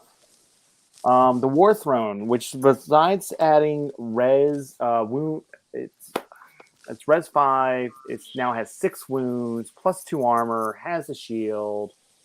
This guy's from Indiana. Rune of Retribution, which is when he makes a successful Aegis save, I believe, he does a hit back at you, or you get hit with your attack. The hand weapon, which has destruction, so D3 wounds, might plus 1 strength, and fury plus 1 attack. So he's got 5 attacks with a 5-up Aegis. If you charge him, he has a 4-up Aegis and a Holdstone. I like that build. That's a good build. Runic Smith, plus 1 armor. He's got the Rune of Retribution as well. And then he's got 2 Runes of Lightning, the Rune of Grounding, and again, a 5-up Aegis. And he's able to do that because he's adding the Rune of Grounding to that. Nicely done. And that's on his Runic Smith. And then he's got 3 spells there. And then he's got his Thane, and that's Aether 2 plus 2 armor. Again, Rune of Retribution and a single Rune of Shielding. And I like just that because then it goes to it's not even plus. Yeah, it's plus 1. So it'd be a 6-up, be a 5-up, be a 4-up the turn that you charge him. Yeah. So it's a 4-up the turn you charge even the BSB, 5-up normally. So I'm expecting to see a Death Star here. He's got the 40. Again, Clan Warriors paired weapons. What am I missing with the Rune of Wisdom, which again is a magic spell, only be able to cast on the unit. 30 Deep Watch, cast on the unit. That's where all those characters are going to be in the Deep Watch. Grudge Buster, Copter, and 2 Flame Cannons, and a Partridge and a Pear Tree. Wow. I mean, would you run at that, Kev? Do you have a choice? Yes. Yeah, I would, but I'm an idiot, so don't do what I do. Holy shnikey. Again, the only thing I don't like is the paired weapons. That's you can't take that list off, can you? I mean, its real problem is its mobility. Obviously, it's going to struggle to get big wins, but you're going to take some. It's going to be hard to grind that down. As long as he doesn't set up in the middle of the board, if he uses the board edge to his advantage, I don't think anyone's going to get scored big off of him. And to your point, you can avoid it, but then he wins scenario. I guess that's his plan, pretty much. Just grinding out 13 sevens, maybe. Well, I mean, the Grudge Busters and the Steam Copters will pick up some points as well. yeah, I see this being a 15-5 style list, and because no one wants to lose by 5, you're going to have to run at it, and therefore, I actually see him getting some good wins with this. Yeah, it's going to be pretty tough to take those characters down. I mean, anybody with common sense is going to sit back, pick up what they can, and just try to deny the secondary in one form. You don't want to play this list on hold the center. You don't want to play this list on anything where you have to contest the same thing. But if you get secure target or spoils or something like that, you run and you steal the objective away, and then you run away from it. So Spoils, that's it. Spoils and secure. Secure target, he'll get to you. He'll control one of those targets. Right, but you're denying him the win at least. You're at least stopping him from just winning by the objective. If he wants more points, he has to come to you more. Or you have to stand in front of his flame cannons, which I don't recommend. Fair enough. No. All right. I like that list. I just wish they still had the Swift Stride. All right, I'll take this one because this is so wrong. Because just for the record, John Oakes, this list is fucking dirty. So that's all there is. You're a bad man, John Oakes. He's Canadian. He's so nice. Let me run through it and then I'll tell my story about it. But he's got Runic Smith, who's the general. He's got the Rune of Denial so that he can go ahead and stop that one spell he needs. He's got the Rune of Grounding so he can strip all your spells off you for that one turn. It does work against his as well, of course, but nonetheless. He's got 3 battle runes. He's got the Thane with 2 runes of shielding, or 2 runes of lighting, 2 runes of shielding. The Rune of Readiness, so he gets that reform if you just charge him on one side. So if you just charge him in the face, he can reform characters out of the way you want them. He can reform whatever he wants to do because you only have one side with him. If he can do a reform legally, he can reform when you charge. Anvil of Power for 3 more spells, which he will inevitably do. Double -1 to wound, double distracting, and then a couple other things. 40 clan warriors with spears. This is the unit that does everything. Both characters go sit in it, and he will just sit there and kill anything that decides to charge them. 10 clan warriors with paired weapons, 10 clan warriors with paired weapons, 10 marksmen with shield and crossbow, 63 Kingsguard in 3 separate units that really just sit in the back and observe the Runic Smith and his unit go forward and go guys, go get them. Catapult, cannon, flame cannon. Dirty. Yeah, that's a bad list. That is. Ooh. It's what are you going to do with that? I mean, those spears with those characters in it. There's nothing you can do. You pile in, they turn and face you. I mean, that's horrible. I just pictured John. John again is one of the nicest men you'll ever meet. He's just like, what are you talking about? It's such a nice list. There's. Oh, he knows better. Don't let that nice Canadian fly. He knows better. What's it all about? Yeah. Freedom. Got a lot of bodies on the field as well. You played him just the other day, didn't you? Yes, I did. How'd that go? I won. Nice. Pretty sure I won. But I have speed and saves on my side. So, and he has 2. He has 1 hatred. Where the last list I want to go back if I can. This army comes up with 3 hatreds. This one only has 1 hatred, which is the ancestral memory. I like having more than 1 hatred. I asked John about that because he used to be running a king with that, and he's like, all you need is 1 for the Death Star. That's it. Well, okay, fair enough. With that many hammers, fair enough. Yeah. All right, here's another UD. Kev, you mind taking this one too? Yeah, no problem. So, Jonathan Gelhausen, he's got a Pharaoh who's general on a Shah Guardian with the Godslayer on a Great Weapon, Death Mask to put, and Second Scepter. I don't know what that one does. Then he's got a Tomb Harbinger with Onanamut with Sun Embrace on a shield as BSB, and the Unk of Nabtesh. Don't know what that does either. Lots of strange items on this one. 3 Skelly Chariots, who are Legion Charioteers. They're scoring with the Stalker Standard. 3 more skeleton chariots, so also Legion charioteers with Muso. 3 units of skeleton scouts with Chaff. 8 Shabti with halberds, standard and Muso. 2 units of 3 tomb cataphracts with Musos. And then 2 battle sphinxes. Nice. So I like seeing the sphinxes. It's good to see them out getting a run, because I don't often see them that much. And the Shard Guardian's still good. Yeah, it's a nice list. I'm not sure the blocks are big enough, except for the 8 Shabti. They're absolutely horrific. Well, his Pharaoh is stubborn. It's Thomas and stubborn for those 30 points. That's what the Sekhem Scepter. What does stubborn do on undead? He doesn't crumble. He or does he Max crumble? crumbles to 12, right? Or is it? That's No, that's No, just it's cut in half. halves and stumbles. He Yeah, halves it in half. Oh, okay. Then the BSB takes it down as well, doesn't it? So it's Yeah. Oh, okay. All right. Oh, I get it. Yeah. And this is a monster style Oh, it is, isn't it? list. I want to see this on the table. This would be. I'm not sure how it's going to do, but there's your chariots. There's your cataphracts. I think I saw Shopti somewhere. big block of Shabti. 8 Shopti with halberds. Shabti are no joke. They Yeah. are quite scary if you don't put something big into them. This is a scary ass list. Yeah. And we've seen a total of Sphinxes, 1 Reze? cannon so far? 2 cannons?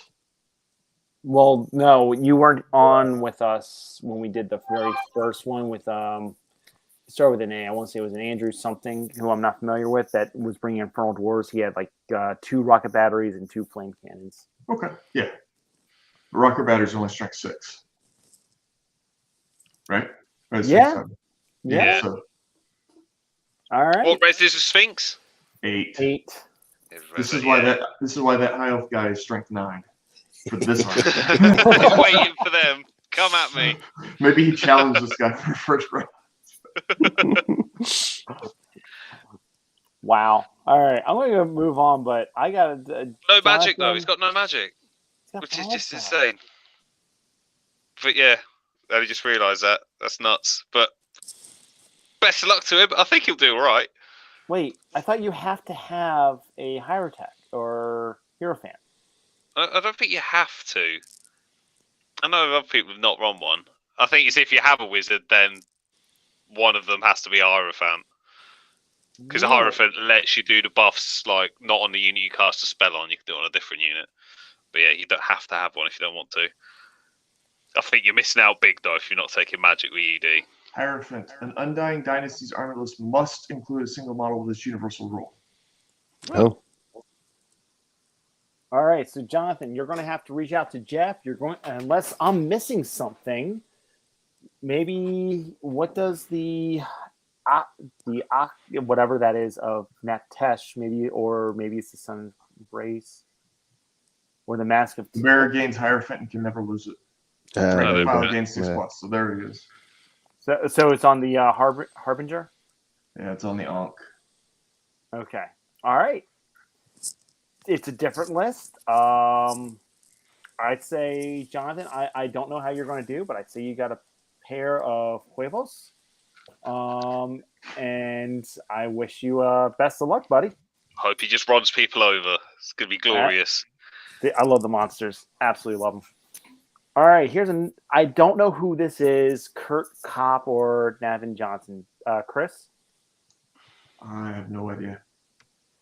All right. Well, this is almost the exact opposite of what we just saw. So, Kev, I feel like you're on a roll with Undying I'll go for it. I'm just not a man. I just don't know it well enough. Go on, you keep going, Kev. So we've got a Death Cult Hierarch with the Arc of Ages. He's a master on Cosmo.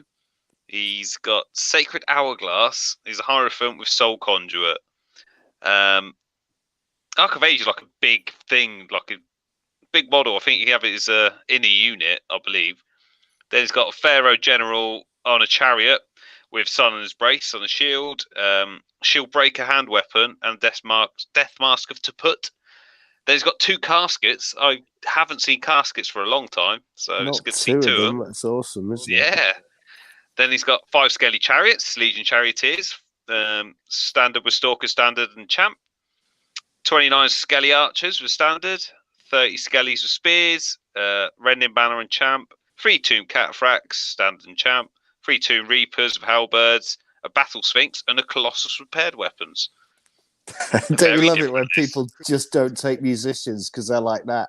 Toot toot! I'm coming straight at you. Yeah, I don't need to turn around. It's all fine. Everything I want kills in front of me. The Colossus is great, and I'm surprised that's the only one I've seen so far from all these UD lists because they're so good. They just grind the shit out of everything. But yeah, double casket's interesting. I wonder if that's a bit of a throw in for VS or something, because with having to take the leadership check at an additional D6, yeah, sure, you get an equal standard for a minimized roll, so you drop the highest, but that's still 3D6, average of 10 or 11. Your max leadership is 7, so you're almost always going to take, a sizable, not huge, but a good amount of wounds, assuming you don't do a huge roll or something like that. Interesting. Yeah, skelly archers would be good against shooting them off as well. So yeah, possibly. It's interesting list. I like this one. I like all the UD lists. They're very different to what we see in the UK, which is just like big fat blocks of Chariot star. Chariots. Yeah, no chariot stars at all. No, this is the most I've seen right here. 5 chariots. Yeah, 5 chariots with the With general. The ferret in it, yeah. Yeah. And he's got the magic to help support. Only 1 mage, though, but he's got the 2 caskets. That's it. And everyone's going to be saving their dice to just be stopping those caskets, aren't they? So I guess it gives the Wizard Master free reign to do what he wants. So would you have run Cosmo or Div? Or Evo? He probably wants Cosmo for reducing +1 to strength, +1 to hit, and then the what's the other one? Shrinking down any big blocks. He's got the number 6 spell, Truth of Time. It's got a lot of good things for UD, I think. Okay. Is Cosmo the one where every model takes a strength 3 hit? That's one of the 2. Pyro has the strength 4 one, yeah. Yeah, so like with that and the caskets, it's quite bad for Vermin Swarm then. Right. You have to let one of them go. Right. Cool. Well, good. All I can say is Kurt, who couldn't decide on his name, good luck. They're both quite cool names, though, aren't they? I could see either of those in a Hollywood movie. Absolutely. I saw that on when I was pulling everything over. It says Kurt Kopp, aka Navin Johnson, R. Johnson. I'm like, who the heck is this? So I'm sure Jeremy will tell me shortly who this is, but I'm like, I have no idea. I also don't know who LT562 is, so I'm guessing there's a spam bot, mate. Clearly, it's a Russian spam bot's entered Buckeye. It's been listening to us too much. Well, Matt, I feel like we've all been talking too much, so why don't you go ahead and take this one? Sure, okay. So LT562, we salute you with your Dwarven Hold list. Okay, so he's got a King, General, War Throne, Shield, Hand Weapon with the Rune of Might and 2 lots of the Runes of Fury, 2 lots of Runes of Shielding and the Holdstone. Holdstone's back. Thane with a Shield, BSB. Runic Standard of Shielding, Ether Icon, and he's got 2 runes of lightning on his hand weapon and rune of shielding, an Anvil of Power. Then he's got 24 Greybeards with shield, thrown weapons, and full command. Then he's got 2 lots of 11 Clan Marksmen, both with shields and guild-crafted handguns and full command. 6 Whole Guardians with full command. 18 Deep Watch, lots of Deep Watch around, aren't there? With full command and the runic standard of Dismay. He's got a Buster, 2 Vengeance Seekers, 2 Copters with bombs, and a artillery with a flaming organ gun. Ooh. Okay, now that's the sort of list that we see a lot more of in the UK, to be fair. Yeah. Yeah. A bit of everything, a little bit of everything there. It's obviously got a very solid core, some decent shooting, so you've got to come and get it. And then when it gets it, you get outflanked by the flying stuff. And then when they've worn you down a bit, then the lads come in and kick you to bits. I guess my only thing is one of the other Dwarven Holds lists had the anvil with the runic smith. There's no had the and then had the Banner of Wisdoms. This year only has the anvil of power, unless I'm missing something here. Therefore, you don't expect to get off what you're going to want to get off. It just isn't going to happen. So I would have rather seen a runic smith with rune of devouring, rune of denial, rather than the anvil of power. Yeah, it's a good point. I mean, it gives you more certainty, doesn't it? Yeah. Has he just got the 3 spells then? That's it. That's all that I see. And they're all bound, so it's 5/8.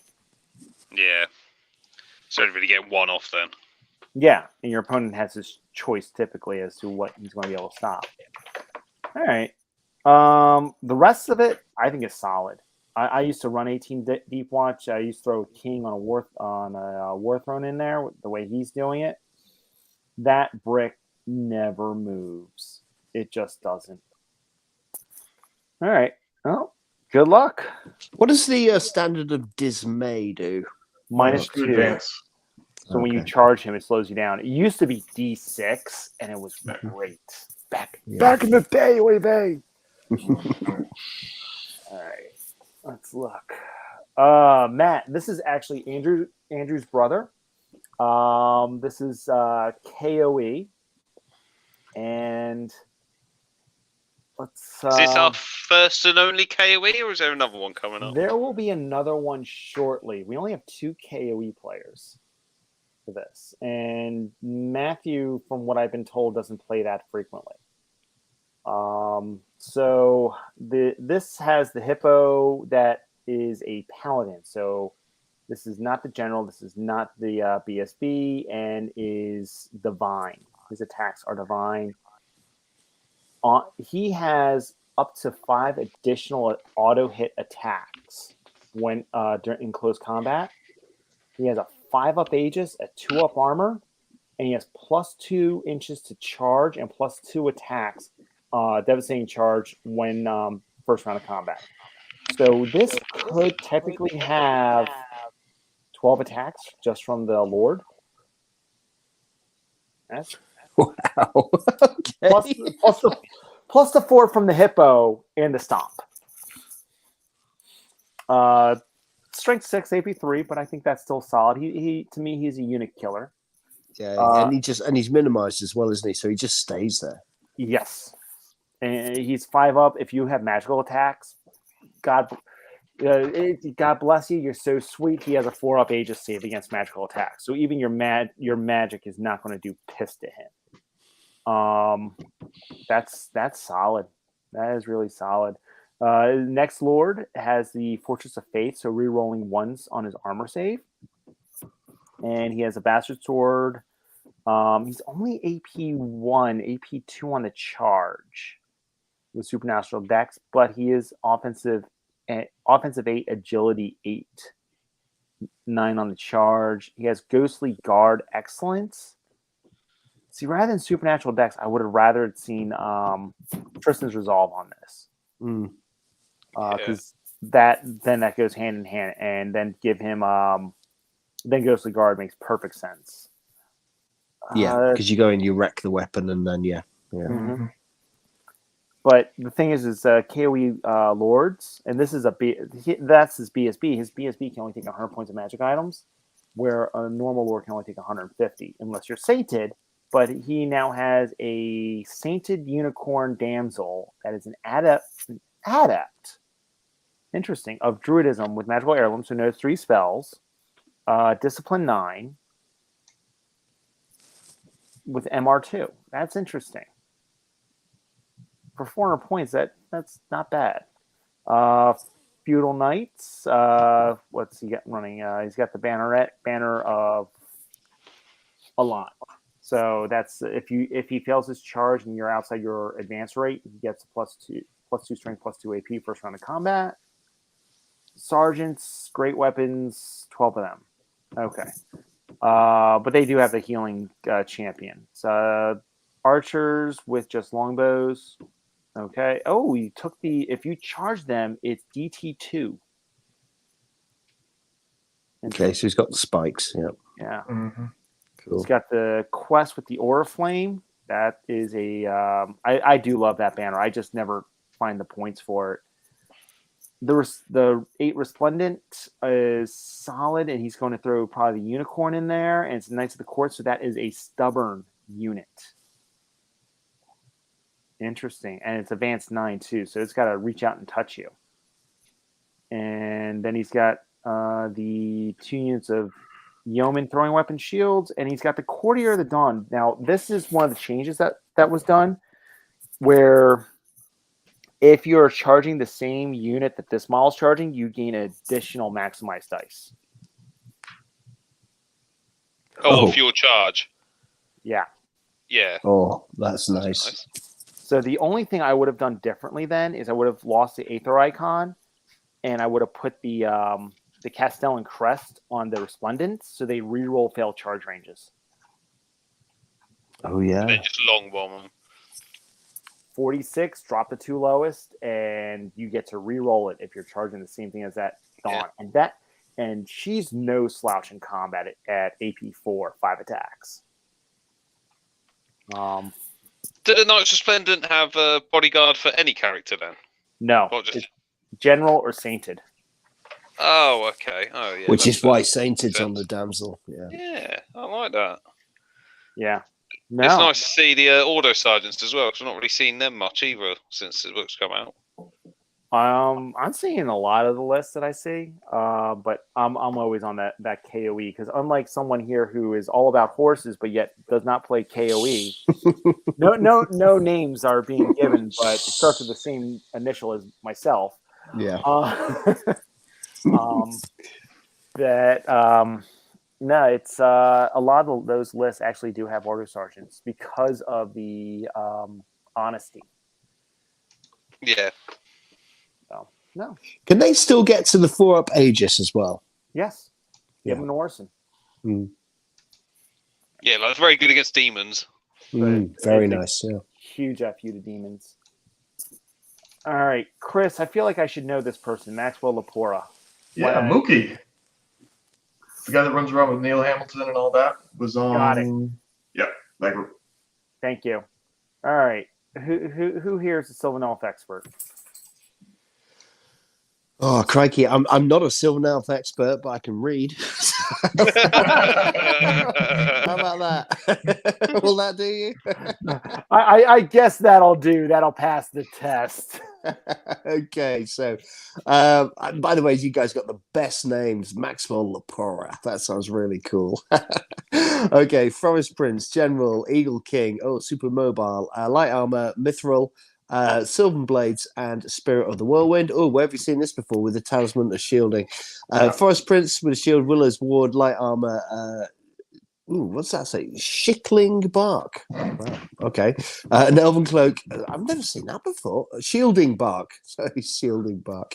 Elven Cloak, Spear, and Hunter's Honor, the Glyph of Amarit, and a Shape Shifter. Oh, crikey, that pumps out as well, doesn't it? Chieftain, Elven Horse with light troops, a BSB, Ether Icon, and with a shield, light armor, Alchemist's Alloy, Elven Cloak, Lance, Kingslayer, Lucky Charm, and Wild Hunter. Oh my word, that is 3 brutal cowboys.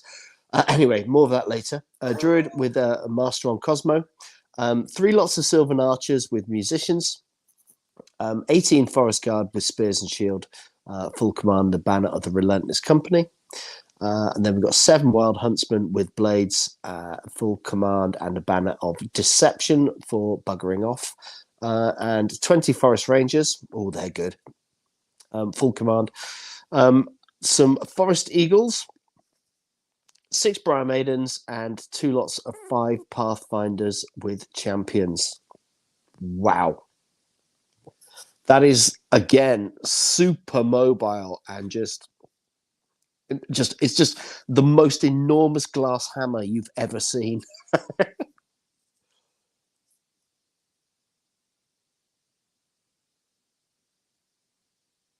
Sorry, I'm getting a snack for my daughter. Sure. I thought I dropped then. I was like, no. oh my god, I've just read this to the insert. No, but where did to Kev the go? void. What the heck? Kev just left us this time? Yeah, Kev's bugging Rude. off, has he? Yeah. I mean, but this is, Yep. some of those characters are just such hard hitters. Great. I mean, I think probably at some point in everyone's Ninth Age career, they've written a Sylvan list that's just full of mega hammer characters and gone, wouldn't it be great if I tried all of this? And looks like Maxwell's gone for it. You know what? I think if I were to play that list, I think I'd have nightmares. Here you go, baby. Sorry, I'm trying to give my daughter a banana from her 2 painted models that she painted with me. Oh, so sweet. But yeah, it's I mean, and he's got the Druid Master Cosmo. I think that's. I want to say he's Magic Light, but to your point, I mean, those are 3 brutal characters in there. Yeah. And they're AP at minimum AP3, if not AP4. And then the Wild Huntsman on top of that with the Sylvan Blades. That's just pumping out attacks. Yeah. All right. And the thing with Cosmo is because of the duality, it's almost as though you get twice as many spells, isn't it? Yeah. And I think that just works so well. It's fair enough. It's a high skill buy. You got to manage the duality well, but this gives you such flexibility with a list like this. I mean, can you imagine some of those characters with +1 strength coming in? I mean, they'll just wreck high value, low model count units. It goes straight through them. Yeah, I mean, that's what you got to stop. Straight through them, yeah. Yeah, those characters are no joke. I don't like them. So versus the other list, which one do you like better so far? Personally, I like this one. I mean, I think this is just. I'd go with the big trees for the other one. I like that one. Yeah, Would have been I like Avatar of this Nature. I like this one. Okay. This list just looks like it's going to take a lot of finesse to run, which I know Max is a good player, so I'll say that he's probably got the edge for me, but it's going to take like 1 magic missile to ruin his day, so very, very careful. No, I think it's going to take more than 1 magic missile ruin that day. That's why he's got too many hammers. Sure. All right. This is our first Demon Legion. Can't believe it's got this far till we get to demons, by the way. But yeah. Although there's an awful lot of familiarity here. I don't know what it's like in the States, man, but it's just Scourge and courtesans like everywhere. It's making them like crazy, aren't they? Yeah, the factory's on overtime. No, I don't. So I was having this conversation with his name's Dave. David is Tough Nut if you're ever on online, but I don't usually see that many Scourge, like maybe 1 to 2 here in the US. And I don't know who Mike Borden is. I think he's out of Colorado. Does that sound? Go get me the veggie straws and I'll open them for you. Sorry. Go get me the veggie straws, sweet pea. But what about you? What about you? Because Chris, because you have Brandon out your way. Is he still playing with the Scourge? Brandon floats all over the place, but he does favor at least 1 Scourge with it. It's just, a lot of pressure for people to deal with. This one does not have his preferred, which is having the immune to divine trick, which makes it just that much harder to deal with. But yeah, we do see Scourge courtesan a lot. And yeah, the immune to divine is huge. So tell you what, I'm going to go take care of my daughter. Can someone else read this list, please? I'll read it. So yeah, he's got Vandara Scourge, who's the general. Adept on Evo with a hammer hand for an extra attack. Then he's got a Courtesan of Siverish, who's a Witchcraft Master with a hammer hand. He's caused 15 Myrmidons, full command, Unhinging Jaw. I think it's like +1 the wound against large. Large, yeah. Yeah, and then he's got 2 units of 14 Succubi with Chilling Yawn, full command. So that's the minus agility. Only -1 or something. 3 Brazen Beasts with a Whipcrack Tail, a Standard Bearer and Champ. A Blazing Glory with a Bronze Backbone. 3 Hoarders with Smothering Coils and Champ. 3 Clawed Fiends with Piercing Spike and a Champ. And then 5 Hellhounds with Centipede Legs and a Champ. So very quick Hellhounds there. And Clawed Fiends pretty quick. I'm not sure about little unit of 3 Hoarders. I like them bigger and they're tougher. The only thing I'd say that's missing there from a very typical demon list in the UK is Dark Hide, isn't it? Yeah, everyone's running about with that now, thanks to Ed. Yeah, But, cheers, Ed. Yeah, a little bit of everything as well, little units. Yeah, I was going to say, I remember you guys talking about Ed's list up at one of the tournaments that you guys went to, and it sounded very, very brutal. Well, it won the UK Masters, and it spawned a whole bunch of copycat lists. Yeah, Got it. he's got 4 drops, so even if you outdrop him, he's still got 1 in a 12 chance of going first, and he's basically putting down all his hammer units wherever he wants, even though you're now down. And yeah, I mean, he's got massive traction out of that. So It's a good trick. But yeah, demons always be a strong army, I think. Just not sure how they do in this field at the moment. Seems to be a lot of armor running about. And that's what I tend to see here in the States is a bunch of armor between Warriors of the Dark Gods. Although we've seen Asklanders. We haven't seen a Warriors of the Dark Gods. you haven't seen a Warriors list yet, yeah? Yeah. I'm just thinking all those dwarves sat in the corner. Like, I don't know what these demons do against that. That's true. We have seen a lot of dwarves. All right. Let's go ahead. Let's do the next one. Next is Mr. Maddox. So this is an Indiana guy. You'll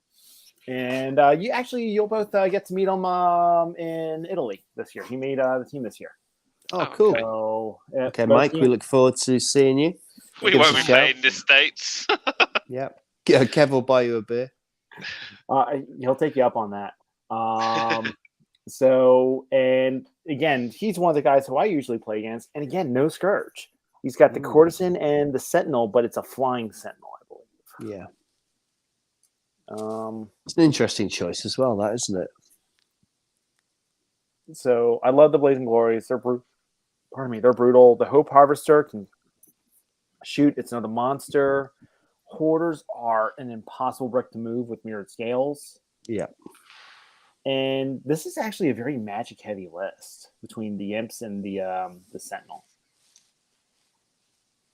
Oh yeah, so both units of Imps know Spear, don't they? Yeah. Then yes, the Sentinels. What's he on? Master Thaumaturgy. Yes. And then Div Apprentice. Yeah, so that's very good actually. That is a nice list. And, Yeah. There's not a lot of subtlety to it, but it's very effective. Yeah, killing those hoarders is insane. That unit is so brutal, especially if you've got lots of models in there, right? You need a KOE, you need a Warriors type army to deal with that. KOE doesn't handle that thing well because you. So here's one thing as a KOE player is if you choose to mark that unit and you roll a 1, you then do the reroll to wound against yourself and lethal strike against yourself. Because under the rule, under mirrored scale, under the Knights of the Quest, it's if you have an attack against the marked unit, which it was, you gain lethal strike and reroll to wound. Ouch. Yeah. That's a great trick. I like that. Oh dear. Yeah. I've had a Chosen Lord with the Burning Portent attack that unit, and he ended up killing himself. So that was great. Yeah. Right. Yeah, this is where you don't want your D3 wounds. Yeah. Oh God. So yeah, that is brutal. And he's been playing this style list for quite a while, and he plays it extremely well. So I think he'll do well. All right. Neil Dreadell. Sorry, I was running out of purple, so hence it's a little darker. This is our solo Dread Elf list. I'm surprised by that. I thought there'd be quite a few of them running about. Yeah, so did I, but no, this is our solo Dread Elf. Let's see. The Warlock Caster at Master Witchcraft, and then you've got it's a general, so divination. He knows up to 2 spells for div for the Temple Exarch. And then he's got, so that's 6 spells there. He's got the Slixian Officer, Wolves Ward, Kraken's Hide, Master of Slaughter. Is that the one that gives you +1 armor for every wound you do? That's exemplary thing. What's I can't remember what's called. It's not that one though. All right. And let's see. Then you've got the Executioner Icon, which I think gives them +1 to wound all the time. Yeah, it's every round. Yeah. So then he's got the auxiliaries, so +1 advance, and the suppression fire, the Shadow Riders, but they don't have shooting, but they're still great chaff, and they're even good in combat. That's a brick of Obsidian Guard with they have Sent of Blood banner, so it's +1 advance if memory serves. Yeah. That's a that's right. brutal unit. Just Judicators are brutal. 3 Raptor Cherries with halberds, and a Divine Altar which is the one that causes fear. At least it used to cause fear. Does it still do that? I think it still does that. Yeah. All right. What are you guys' thoughts of this? well, and a Leviathan at the end. It's always good to see Leviathan getting a runabout. Yep. This is an unusual dread list. In the UK, we see an awful lot of dready cowboys running around. And the bolt throws as well. I've never seen and the bolt throws. Yeah. But that is 2 absolutely massive blocks there. That unless you can go before them, you can't get into that. You can't have anything to do with that. No, that eats me. That eats most armies. Even if you charge them, that eats most of you. I mean, the only thing you could send into that is Agility 7, and the only thing I can get up to Agility 7 in that isn't Lord based is Chosen Wrath Knights, and they just take that and just turn around and kick the shit out of them. So, yeah, no, I'm not sure if this is Neil Hamilton or not, but this is Neil Hamilton. It is. This is solid. This thing's dirty. Yeah. Neil's a very good player. He's always run a bit different style Dread Elf list to your guys' point than most others do, but he gets a lot of mileage out of it because he plays kind of in a way that, number one, I think people don't expect as much to your guys' point, and number 2, he's just got units there that's just like, well, come at me, do what you're gonna do, because otherwise, what else are you gonna do? I'm gonna sit here and shoot you or magic you or whatever. Mm-hmm. Yeah. 3 Raptor Chariots would be very good for just zoning because they're quite scary. Yeah, even the Miss Leviathan's going to get its weight. All right. Well, good luck, Neil. I have no idea who -0 was for Ogre Cons. No idea. It's a lot of darts. Yeah. It's just Conga-tastic, isn't it? Yeah. Oh, there's no champs in them, though. So, no. Just scoring darts, aren't they? Yeah. Do you want to run through it quick? Go for it. So, yeah, he's got Shaman, who's a general. Shaman is the master. Desi's cool. Ritual Bloodletter. And the Heirloom Rotten Jaw. Khan BSB with Heart Ripper. Obsidian Rock Troll Eater. An Ether Icon. A big block of 8 bruisers for the character to sit in. 3 units of 3 bruiser darts. Some scoring, 6 Merc Vets, with what have we got? Iron Fist, Plate Armor, Lethal Strike. Pennant of Great Grass Sea, I think that's Swift Stride. Yeah. Yep. 3 Tusker Calves with the Skull of Kinnegat. Is that the one means they don't care about terror and stuff? Yes. Yeah, some of that. 2 Kin Eaters ambushing on, very nice. 2 Saber-tooth Tigers for chaff. And then 2 Slave Giants for great weapons. Yeah, I think it's quite good. Good list. I like the Merc Vets, who doesn't? And yeah, he's got lots of little single models and little darts that can go off and do things. It's good. If he's good at dancing it, this will do well. If he's not good versus dancing it, and I think the Sylvan elves list that we've seen so far will be able to remove him, like too many of the single models off too easily. Yeah, but those Kin Eaters are quite scary once they come on. Yeah, they're a pain in the arse. They are. It's limited ranged damage, but it's quite a punchy list, isn't it? I mean, the bruiser block is no fun, and the Merc Vets they're horrible. They are. No Liger's Tongue, though. Yeah, I was just going to say no Liger's Tongue. That is a big mistake. Agreed. Because that's a great item. All right. Well, -0, whatever that means. Good luck. All right. Oh, hey, here's Warriors. Our first Warriors. And by the way, we've only got about 12 lists left at this point. So I don't know who O'Brien Jennings is. I'd say he the first name sounds Polish. I think he's an Ohio guy because he's been at Buckeye in the past. Has he? Okay. Yeah. And well, Matt, I want to give this. Water, please? I need to go get water, Matt. This is all you as our Warriors player. Okay, man. Okay, yeah. Okay, so O'Brien's got the Exalted up front. I'll talk a little bit more about that in a minute. He's got an expensive Chosen Lord here. General on the Black Steed with the trophy rack. He's got the Hellforged armor with Death Cheater for the 1-up 4-up with a shield, paired weapons with Touch of Greatness, Immortal Gauntlets, Lucky Charm, Wrath, and the Idol of Spite. I'll talk a little bit about that build in a moment. And then he's got a Sorcerer on a Chariot, Adept on Evo with a Plate Armor, Alchemist's Alloy, paired weapons, Hero's Heart, and a Binding Scroll. Warriors Lust. There's how many of those are there? There's 10 of those Warriors Lust with full command. They're obviously they're going to be there to run away. And then he's got a 10 Barb Horse with Light Lance's shields, full command, and Ban of a Speed for extra range.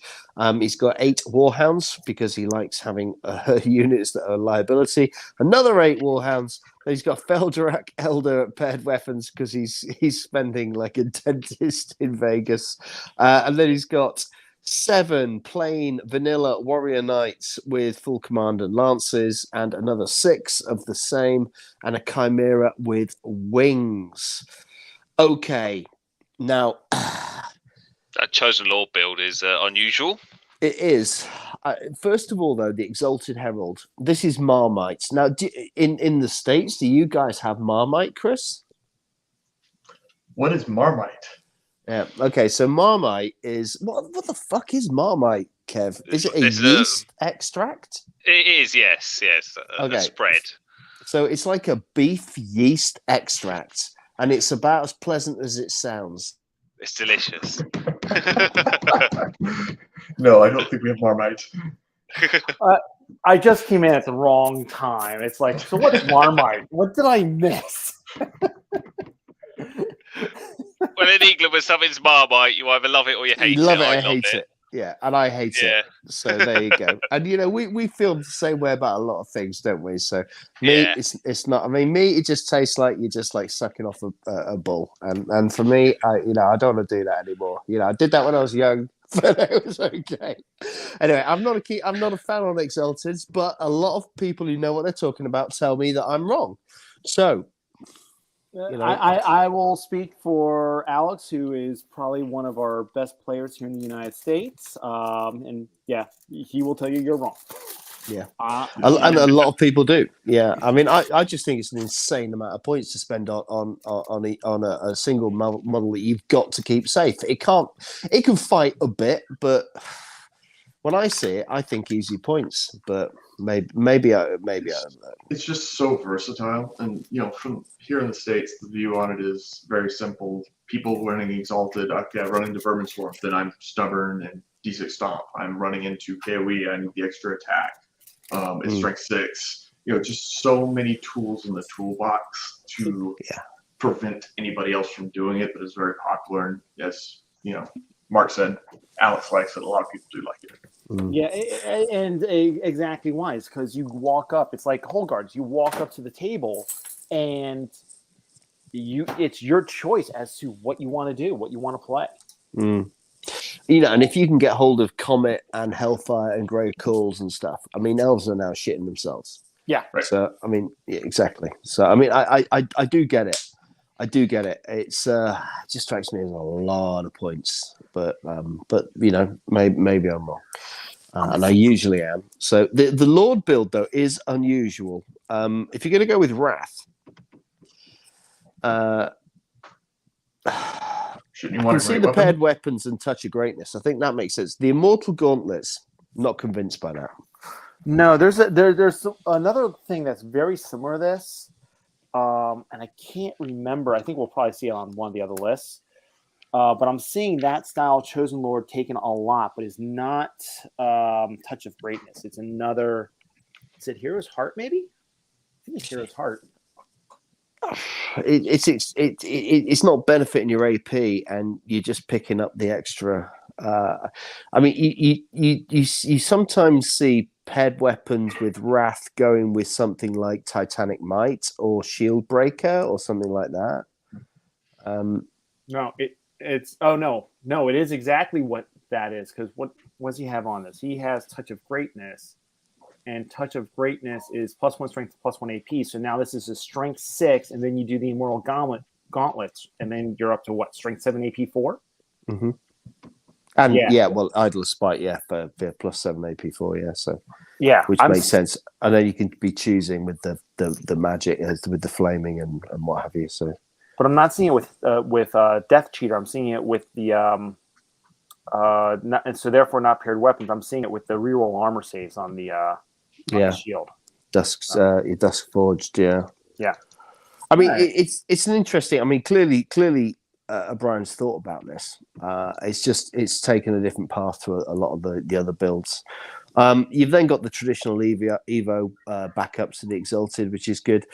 Core wise, I'm not a fan of the Lust Warriors. I know lots of other people are. I'm not sure that trick hasn't been played too many times. But the really interesting thing I think here is the Vanilla Knights. Obviously, they're both launch platforms for the Lord, which is why they're not marked. But personally, I like to play them marked. I don't think they need them. I mean, they're solid. They're still with a Lancer, strength 7 on the charge. 6, but they're still pretty job. sweet. So, I mean, strength 6 on a charge, 1 up as well. Yeah. Plus, presumably, if you're charging, you're doing it with the Lord in there. So that's going to cause a mess, isn't it? Absolutely. All right, let's look at the next one. Pete Reese.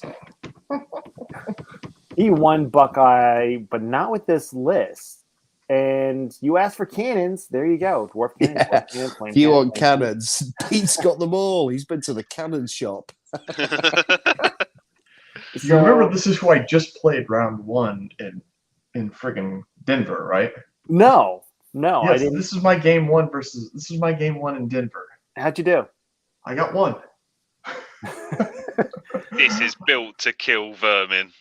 I mean, I missed an 8. He made a 7, and that was the end of the game because I needed the agility to outswing his Dragon Seekers, and then he outswung the Doomblade and killed the assassins and everything. So that was pretty much the game there. But yeah, No, Pete's a very good player. Pete is. He used to run the double seeker block list with all the seeker with all the trimmings. He still has 2 dragon seekers in this list. So he's got one that's going at agility 9, 8, 9 on the charge with Runa smashing. So if you're res 5 or better, he's strength 10 and 1 more additional attack. And he does multi-wound 2 against large and gigantic. That's brutal. So horrid. That is very hard. That's scary outright. Another one with paired weapons, Rune of Destruction. So D3 wounds with, again, Rune of Quickening. So agility 8, 9 on the charge. And another additional attack.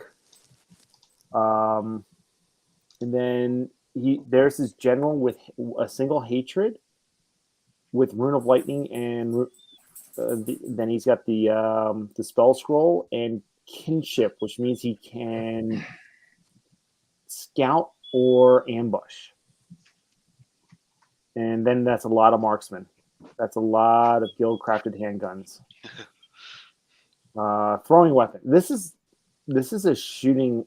Where's? I guess he's just using the 2 characters as his hammers. Yes.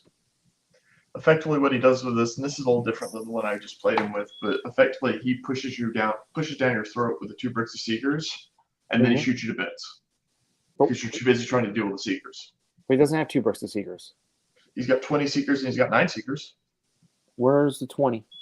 Where's the 15? It's right between the warriors and the other seekers. Sorry, the print was really small. I missed it. You made the sheet. You act like I actually read the damn thing. It's literally right in the middle. That's why I missed it. It's in the middle. Well, Pete is a very good player. So, Pete, I'm sorry I'm going to miss you, and I wish you the best of luck, buddy. Freaking Forge One. They hit anything on 2s. That's it. That's a good list. That is a very, very good list. Yeah. Good luck. Unless you're playing against it. Well, he is from Texas, Yeah. so playing a shooting list must good part. Yeah, yeehaw.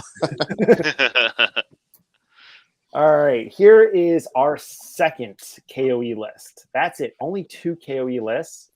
And Phil's a friend of mine. Sorry, Phil, I'm not a fan of this list. I'm just not. He's got the General Folk Hero with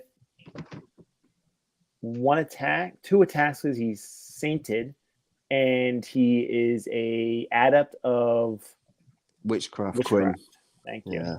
Yeah, that's an odd general. Yeah, and then he's got the BSB cleric, so only 1 attack, healing. Then he's got the damsel on a peg charger. That's div, and another apprentice div. Well, believe it or not, those 2 models are still cheaper than taking master of div because still cheaper. Then big brick of feudals with the reroll charge and the hereditary spell, and he just went archers, and they're strength 3 AP zeros, and it's as long as they don't move, they have accurate. Yeah, so you just deploy out their range, and that's them. Yeah. Yeah.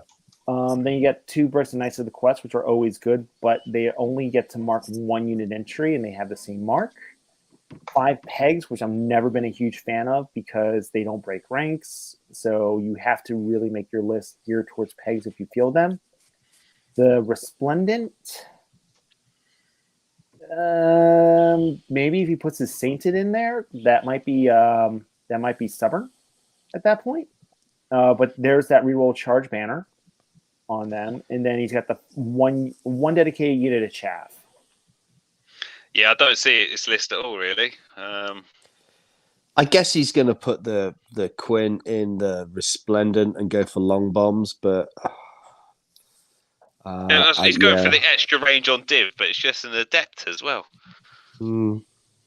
Yeah. Is this an attempt to make people come and get you because I'm shooting at you and then hit you with the counterpunch? Because if so, you need trebs. But I don't get this. I'm sorry, I don't get this list. It's I think the characters lack punch as well. Yeah, they have no And punch. I have to unfortunately agree with you. Sorry, Phil. I'm trying to look because he ran this at Dragon's Den, and say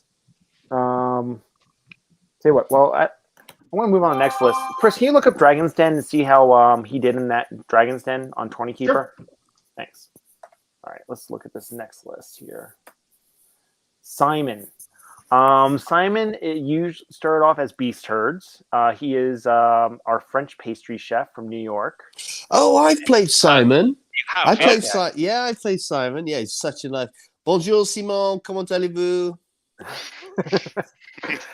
He is awesome. I've actually turned around and I had him do those bonding things you try to do for your staff. There's group bonding experiences. Yeah. I've had him run cooking classes with us online during COVID, and he was phenomenal with stuff like that. So if you ever need anything, there you go. Look up Simon.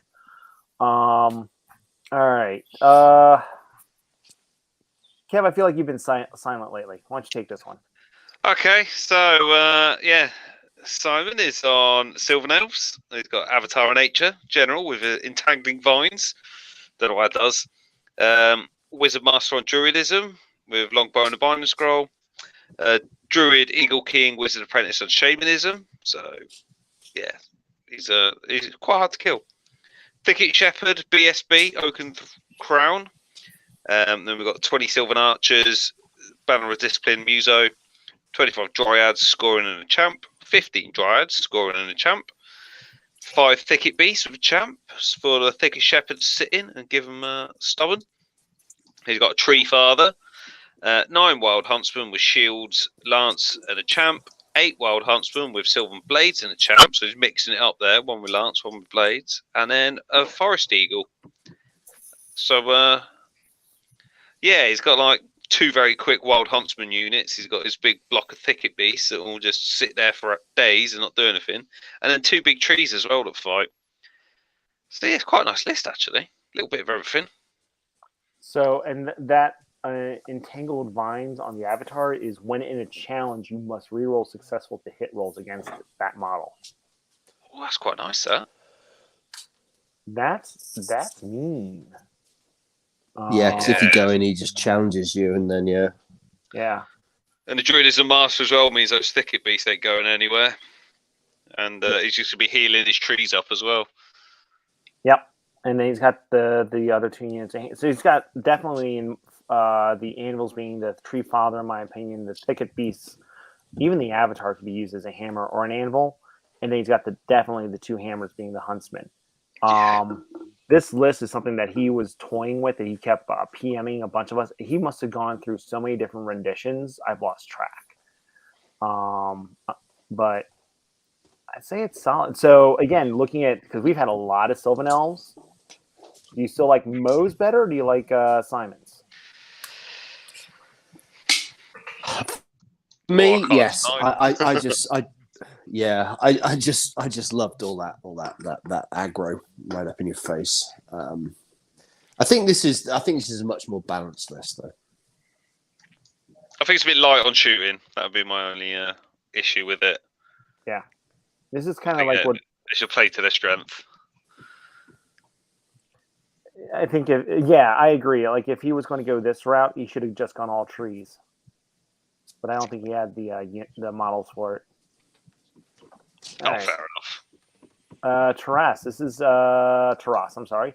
Another Demon Legion player, and he is from Ohio as well, Cleveland area. And there's one I haven't seen for a while, an Omen. Yeah, don't see many Omens these days. No. With whatever Throne of Overwhelming Splendor. I think that's the thing that flies.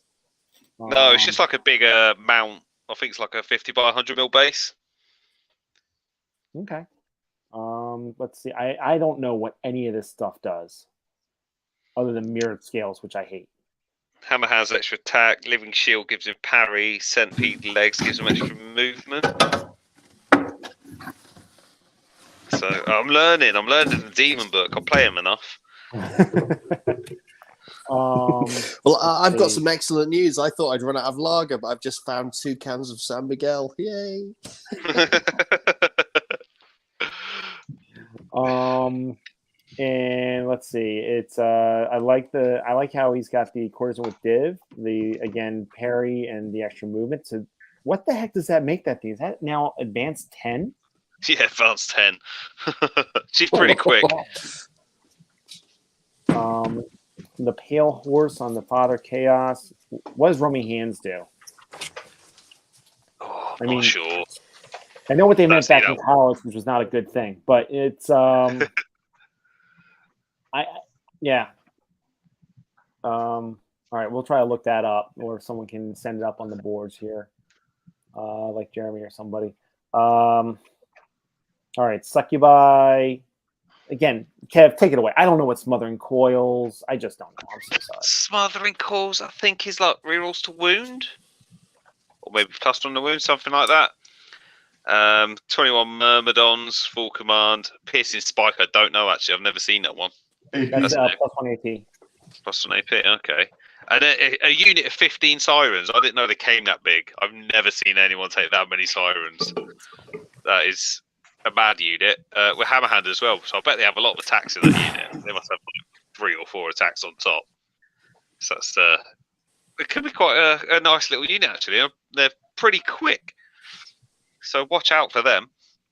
3 Hoarders with mirrored scales, and then 3 Clawed Fiends with piercing spikes, so they're going to be extra AP as well. And then 3 Veil Serpents with a champ. So it's got quite a lot of magic actually. Because Veil Serpents know 2 spells, so we get to pick at the start of the game. Then it's got the Apprentice on div, an Adept on div, and an Evo Apprentice as well. So it's interesting list. And fast. Right. Smothering Coils, by the way, are plus 1 to wound with close combat attacks against models with scoring. Oh yeah. Oh, that's good. Yeah. Because that's where Succubi's struggle is wounding stuff, so it's quite nice for them actually. That it's going to be a tricky list to use this, but I'm sure he knows what he's doing. I'm not sure where the Omen's going to sit. Maybe in the Succubi. My son's giving me a gift card from Karate for Dunkin' Donuts for Father's Day. Thank you, Samuel.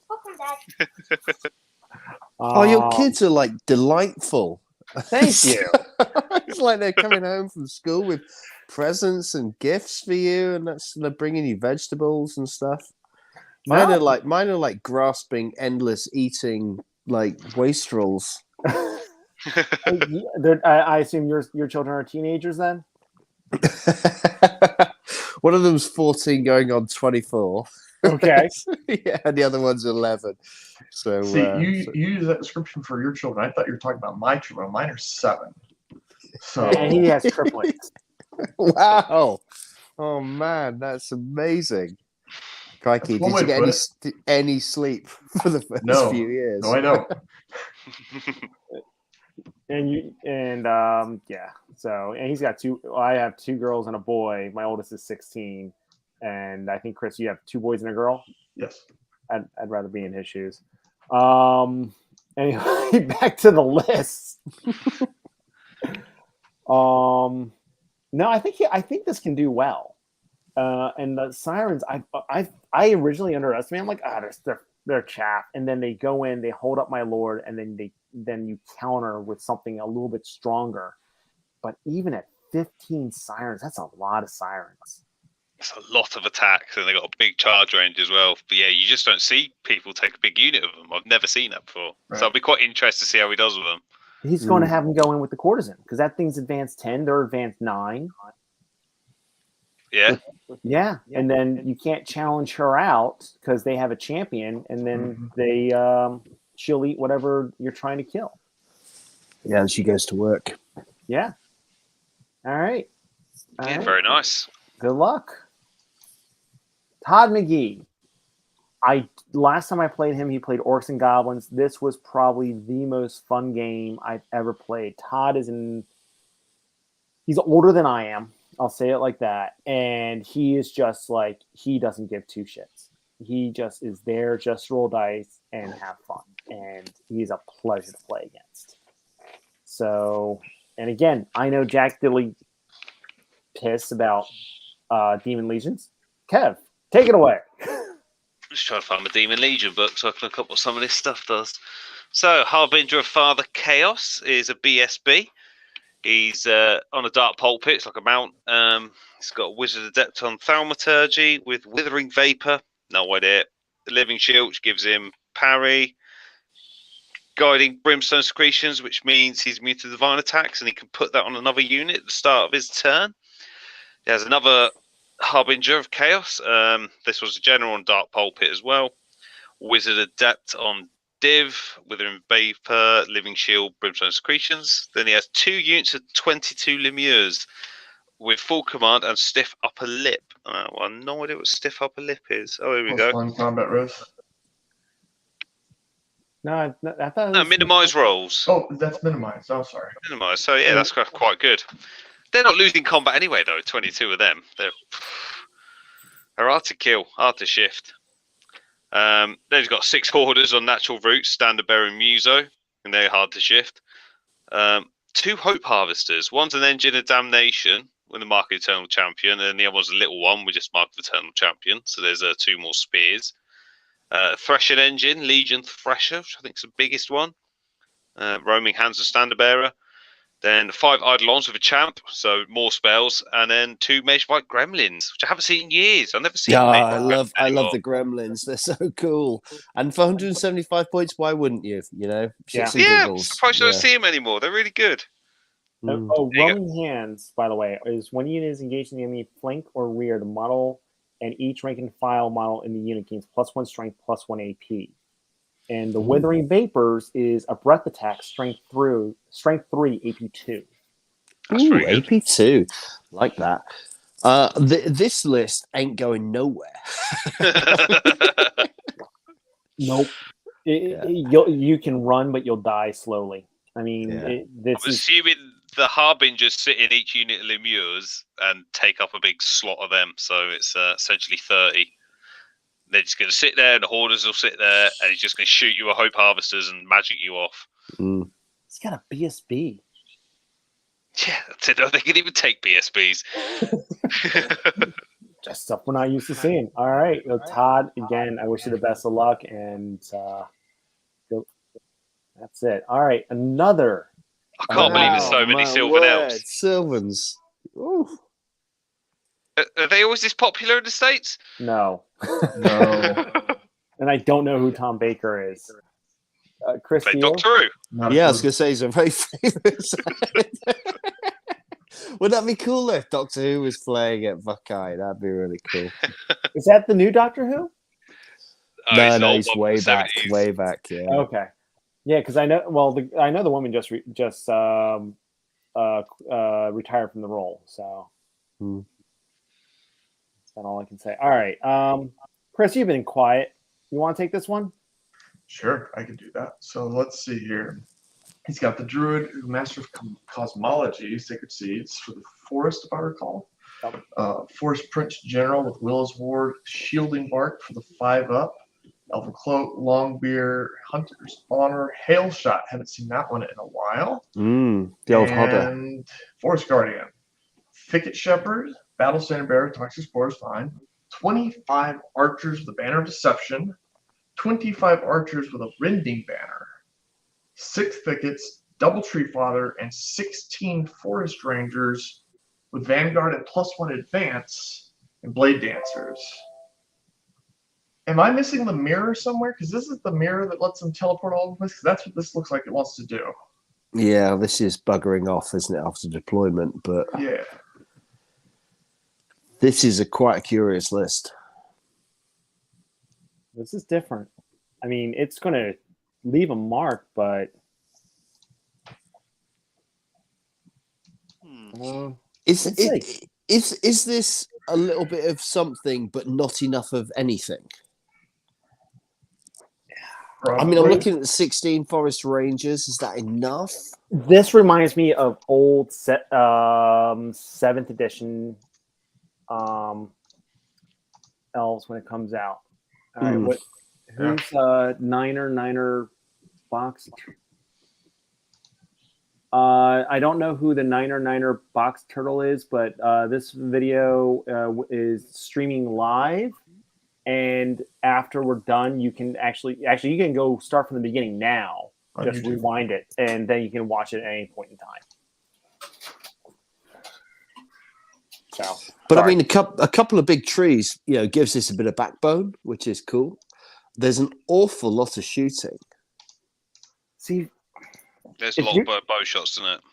if you went Double Tree Father, I'd love to see the Avatar. Yeah, Mhm. yeah. I- If you're I gonna would- do it, do it. Yeah, if you're Yeah. gonna do it. Yeah. Yeah, and the Sylvan archers, I think, work a lot better at like the 12 man unit to 15-man unit, even a 10-man unit versus a 25. It's just too many shots going into one target, so to speak. And although he does have the banner deception, so he puts that unit down, and it's great for what is that? It's number 6 when you roll the dice, marching columns. Yeah. Because then you can redeploy that entire unit within your Yeah. deployment zone. That's really cool. Mhm. Yeah. 7 Blade Dancer, but doesn't have a Blade Dancer character go in there. I don't know. I think additionally, as Chris was saying, we haven't seen Hail Shot for. I mean, that's the old Hail of Doom arrow, isn't it? We haven't seen that for ages, but against certain matchups, this just blows stuff away. you know what? Against some of those other Sylvan Elf lists, yeah, because that are relying. But as soon as you're able to touch them, the way I view this list is he's going to shoot you from range. Yeah. He's going to shoot you from range and just keep you back using the Tree Fathers. Well, that's why the rending banner on the archers is so weird. It's like, why would you put rending on archers? It doesn't transfer to the shooting. Yeah, it does, doesn't it? Does it? I thought It does. I thought it did. I'm looking it up, but I'm almost 100% sure it does. Cheapers, I don't think it does, but man, wow. Okay, here we go. Rending. School day for all of us. All right. Yeah. Nope. It may be activated. Close combat attacks are plus 1 AP. Yes, odd choice. Yeah, flaming can go with shooting. Yeah. Yeah. So it's just it's a little weird, but I mean, there's definitely armies that can do well against. I mean, you've got anybody with a bunker.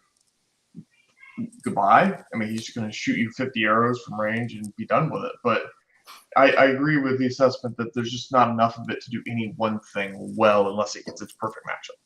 Yeah. No, he's just trying to keep you away and shoot you to death. Mm-hmm. All right. Good luck. Arsenal 1989. This is Lynn. You know that. I did not know that. I'm like, this guy's always popping in my games on UB and then leaves and comes back and leaves and comes back. That's Lenny. Now, is this Arsenal to do with the English football club then? Yes. Okay. He's a fan. If I recall correctly. Well, he's on the Wales team, isn't he? I thought he was a big fan of the Arsenal club. No, he's playing on Wales ETC. Oh, Is he? I have no idea. Yeah. Oh, I didn't know that. Who's this? What's his name? Lenny. Lynn. I follow him on Twitter. I know that much. I've seen him post about Arsenal okay. a lot. Who is he then, Kev? What's his? Lynn Sezglowski. I can't say his last name. Okay. I don't think I know him. Yeah. Secret By the ringer way- for Wales then. Interesting. Well, if he supports Arsenal, he can't be that smart. So. Oh dear. Sorry, Lynn. Yeah.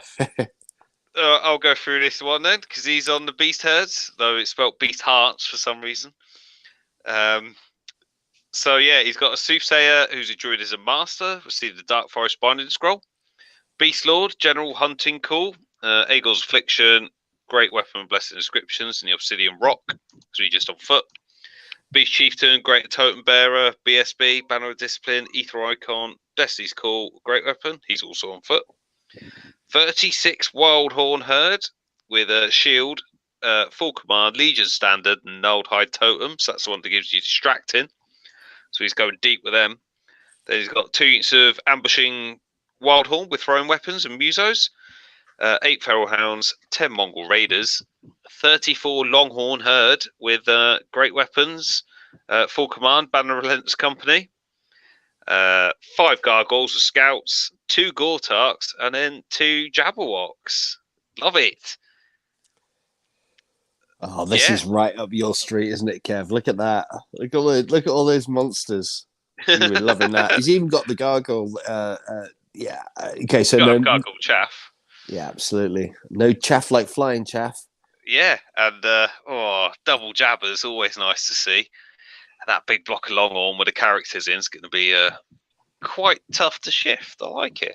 I assume the soothsayers running about them on the raiders. Disturbing lack of Minosaurs, though. Yeah, that is upsetting. But no chariots. Remind me what the Jabberwocks do. they are, -1 discipline to all units within 6 inches of them, and they have a breath weapon. But and now Kev's going to tell you things that aren't true. Go on. Tell them how they're actually a combat monster. They're only 4 attacks, but they are they're not too bad in combat against infantry anyway. I like them. Okay. Do you field them? Yeah, I field 1. I never field 2. Okay. Because I don't have 2 models. But there's definitely certain matchups that are key.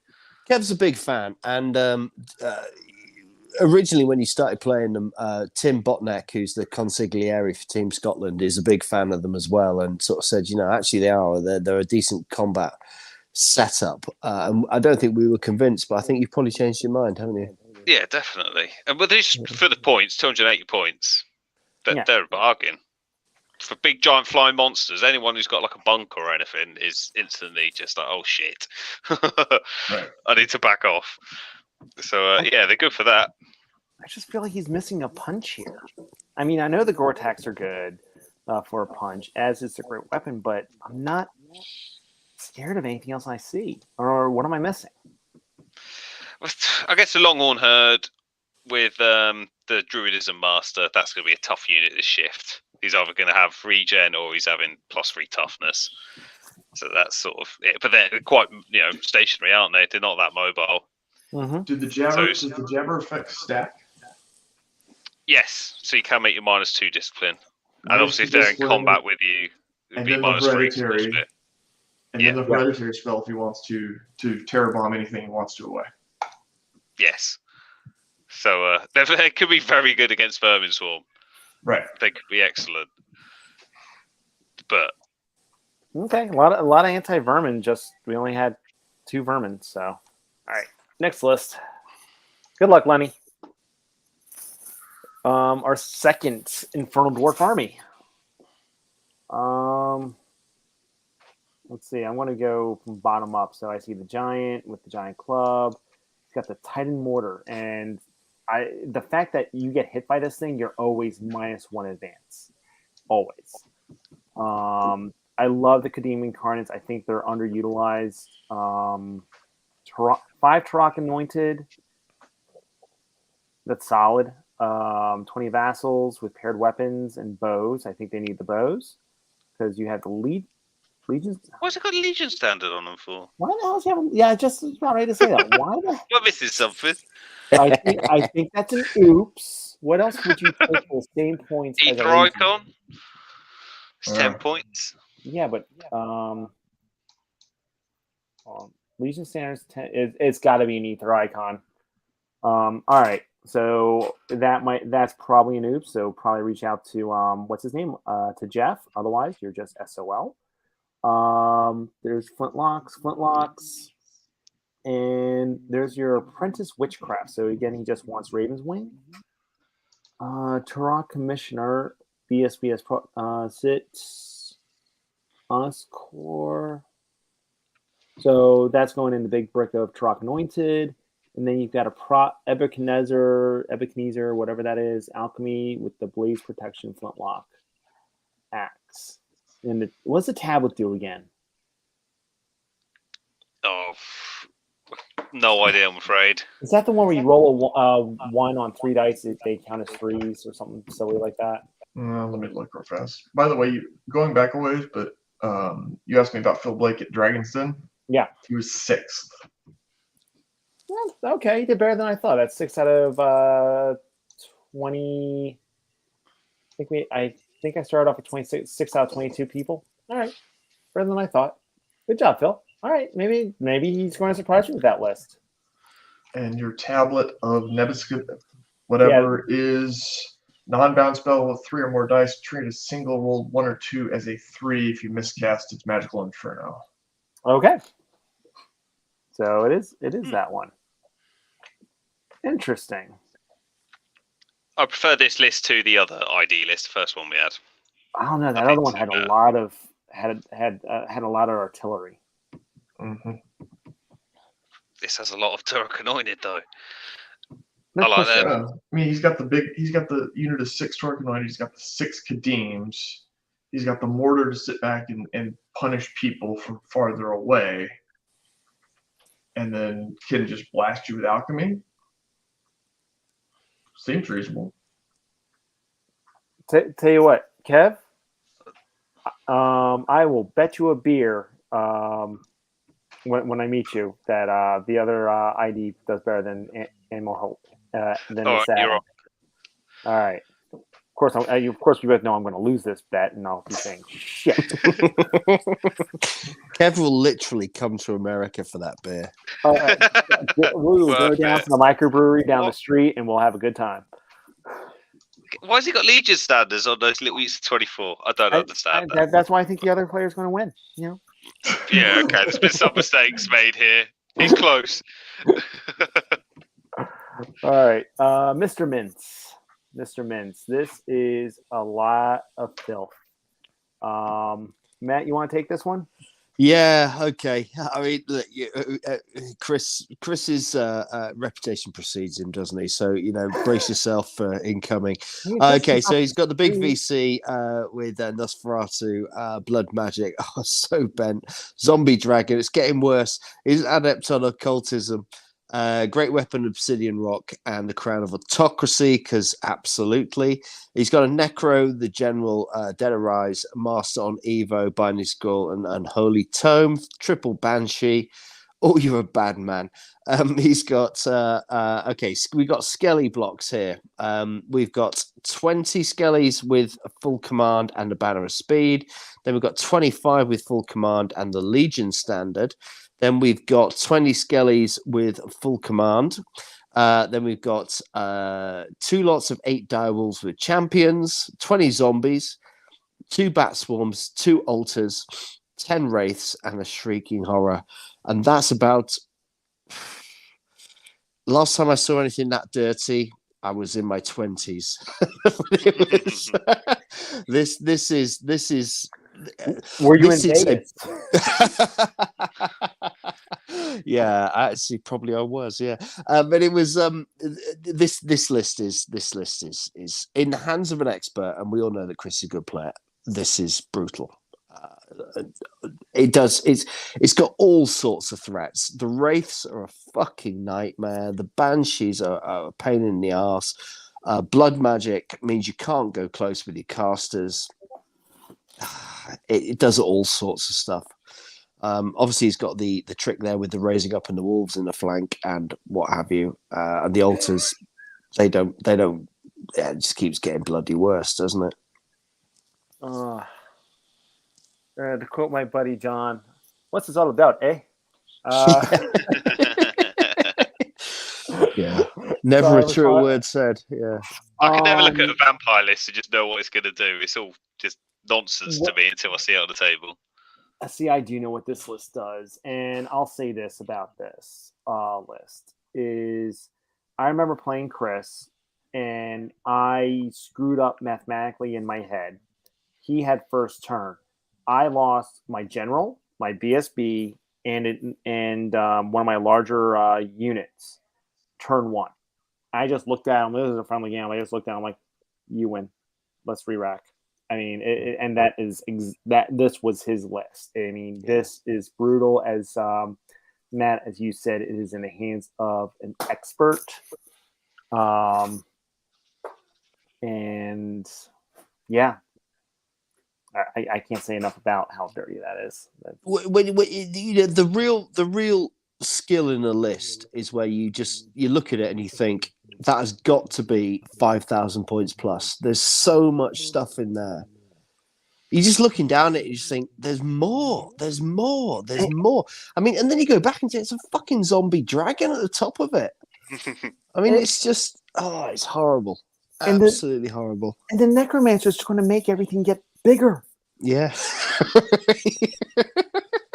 It's like, okay, now I have What you can double their size. So here's my 50 skellies. Here's my 40 skellies. And I think he's going to need 20 zombies. Yep, there it is. 20 zombies. Here's my 60 zombies. And, and they're all bloody giving it dance macabre and just fannying around in massive congas, and it's horrible.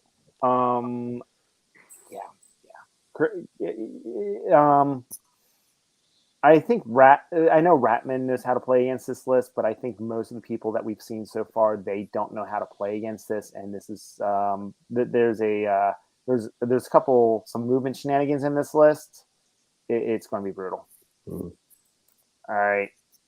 Jeremy Gottschalk, first off, he's been helping us out online, so I'm going to give him another shout out. Also, it's great to see him back in the list for everything and playing again. And tell you what,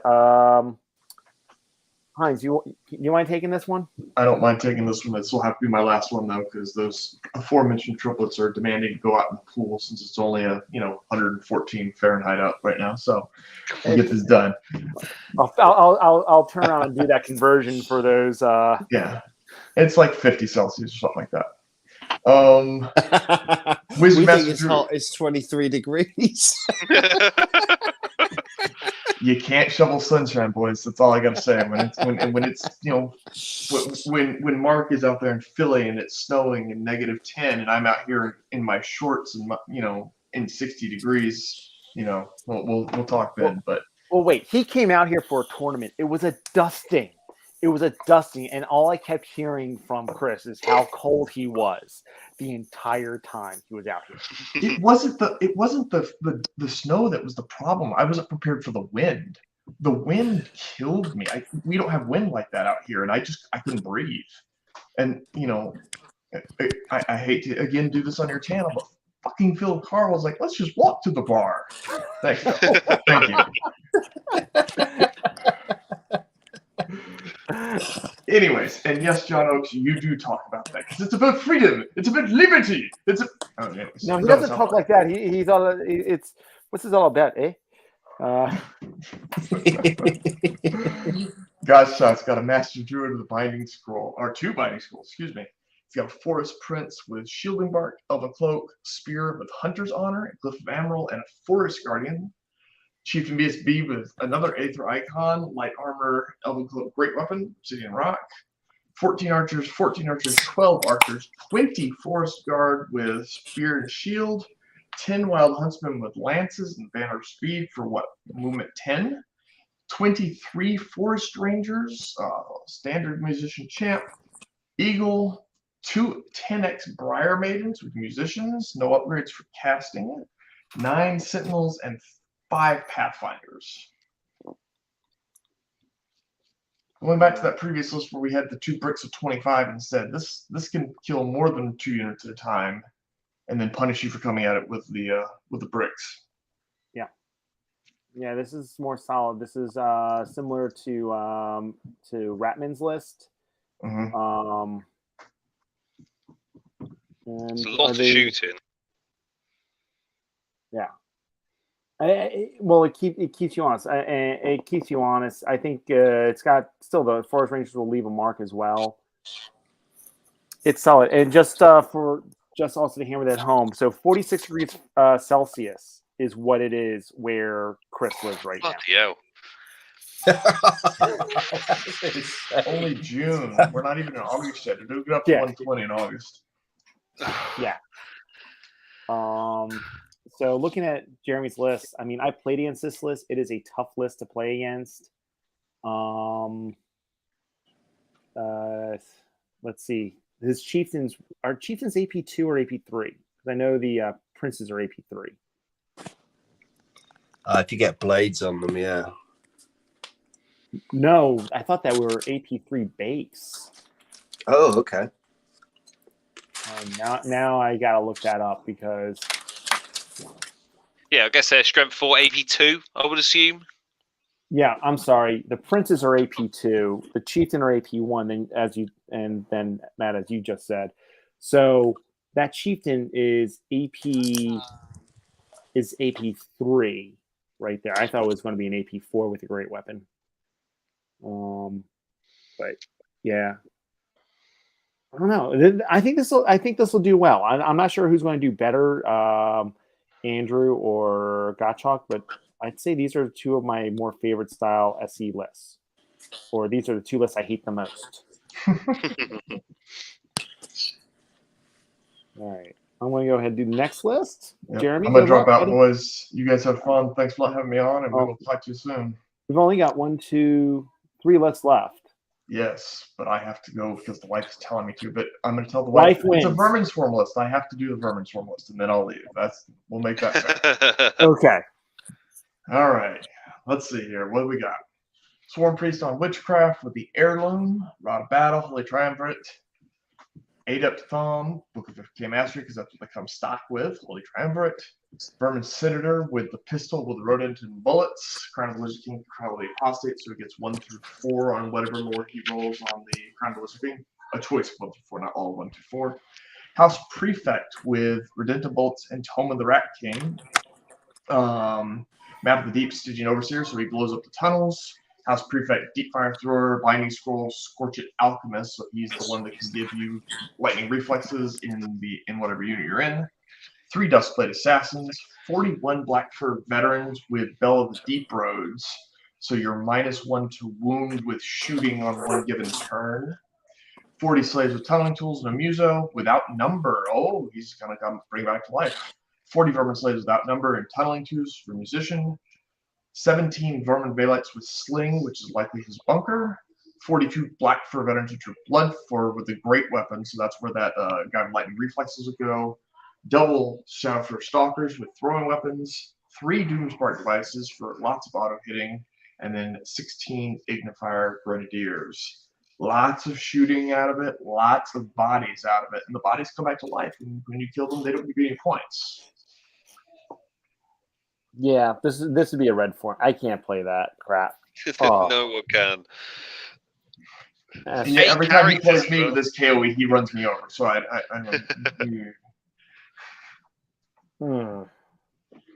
He's got lots of AP everywhere because the assassins are all AP3. The guys with pistols are AP2.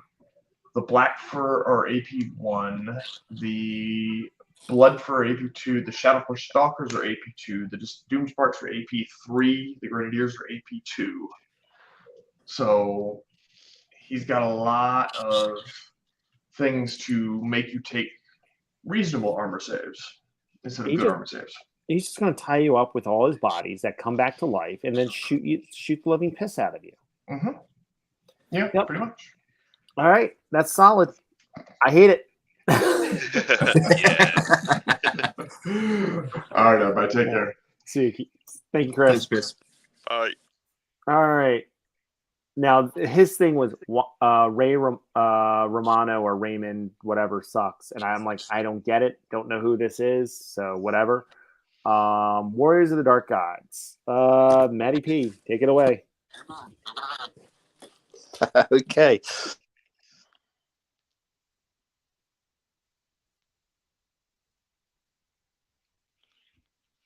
Where's he gone? I don't know. Master on Alchemy. Oh, we got a plate armor with Crystal Ball. Okay, fair enough.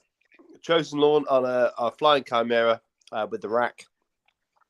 Shield, Hellforged armor with Gladiator Spirit for parry and +1. Lance and with the Weird Stone, so disregarding the first hit, and Gluttony. Interesting build. More on that later, no doubt. Then we've got another Chosen Lord, this time on a Dace with the rack, Flaming Standard Shield, Great Weapon, Van Braces, Wrath, and Tropic Aura. That's a really cool build, but I'd have probably had that on something a bit more mobile. But there you go. 12 Sloth Warriors with Full Command and the Wasteland Torch. Then we've got 10 Warriors with Great Weapons and Wrath with the Zealot's Banner. Okay, that's a cool build. Nice little template there. 10 Chosen. Ooh, here we go. 10 Chosen with Great Weapon and Wrath. Full Command. He's got a Forsaken one. He's then got 5 Warrior Knights with Envy, which is a good build on Warrior Knights, I think, with Full Command and Lances, and 5 Flayers with a Skinning Lash. Whew, okay. What do we know? What do we know about this this player then? I know nothing other than he doesn't like Ray Romano for some reason. That's about it. Yeah. Everybody loves Yeah. him. Yeah, well, fair enough. Whoever Raymond Mon is, it's interesting. Okay, so the first thing I want to talk about here is the Chosen Lord. Now, the Chimera build was a very popular build a couple of years ago. It was doing the rounds through the top tables at the UK Masters in 2021, wasn't it, Kev? Yeah, it was 2 years ago now. Yeah, but it was traditionally Slightly being built. different to this one, though, wasn't it? It was traditionally being built with envy. Yeah. And blessed inscriptions and stuff like that. Gladiator Spirit's interesting because it does give you parry even though you're mounted, and I had to look that up the other day. The Weirdstone gives you the discarding the first attack, but I'm not entirely sure that a 1-up with 1 disregard is a great build for something that's going to be out there on its own. Yeah, with no Aegis save. No Aegis save. Not even any flaming Aegis save. When you come up against something with alchemy, that's you toast, isn't it? Yeah. The Day Sky, I think, is good, but only if you can get him into something you need to, because he's a solid build, but Entropic Aura requires you to be able to dictate where he's going, and again, I think that's that for me. I'd Only be wanting movement that. 5? Yeah, movement 5 coming out of probably the sloth block, which means that you're then well, maybe out of the wrath block. Nah, He he's can't the go in, Chosen. can he? So he's going to be. I mean, where's he coming out of then? The Chosen. Yeah, maybe because he's got the Solitude Banner in there. Because he's gluttony, so he can't come out of it. No, he's not. That Chosen Lord's Wrath.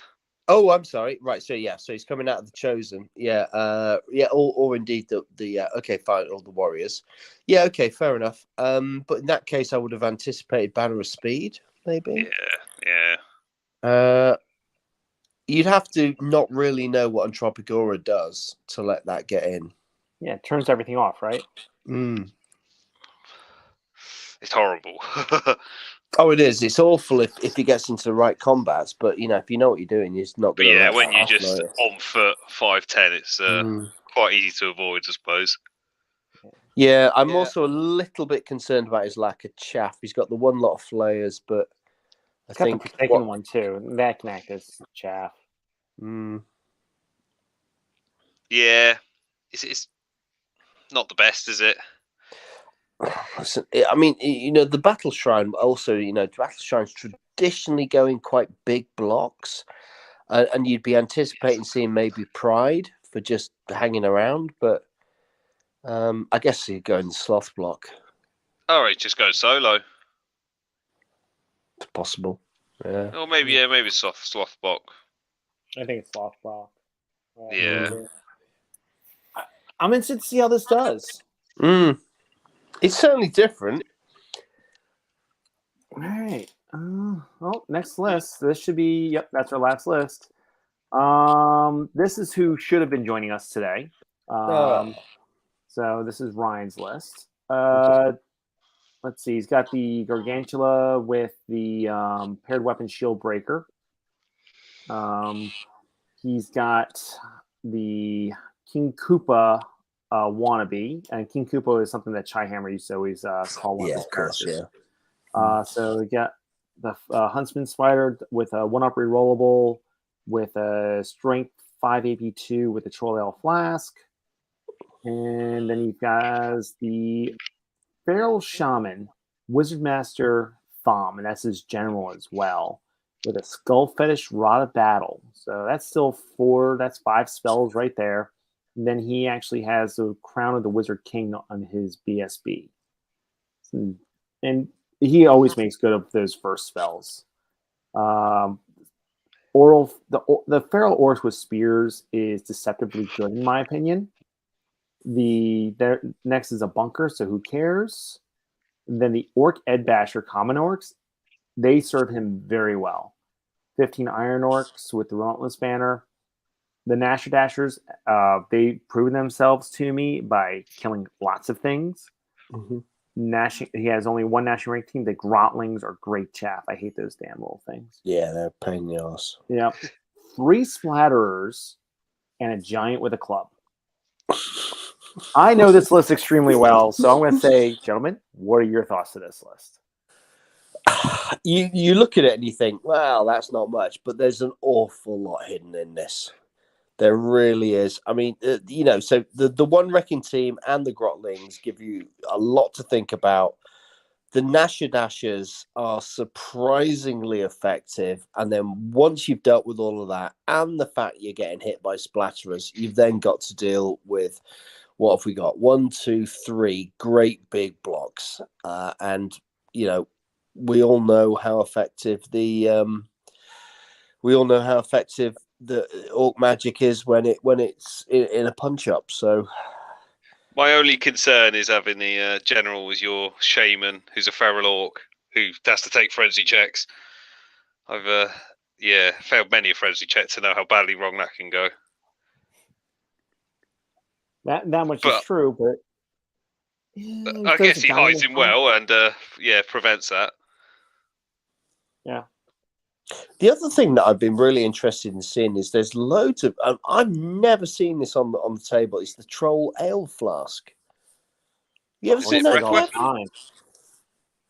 Yeah, I don't know what that does. But it's an automatic hit, strength 6, AP 6. Okay.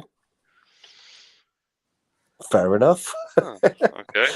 I've never seen that on the table. That's Yeah, and Ryan's been, when I first met Ryan, almost 5-6 years now.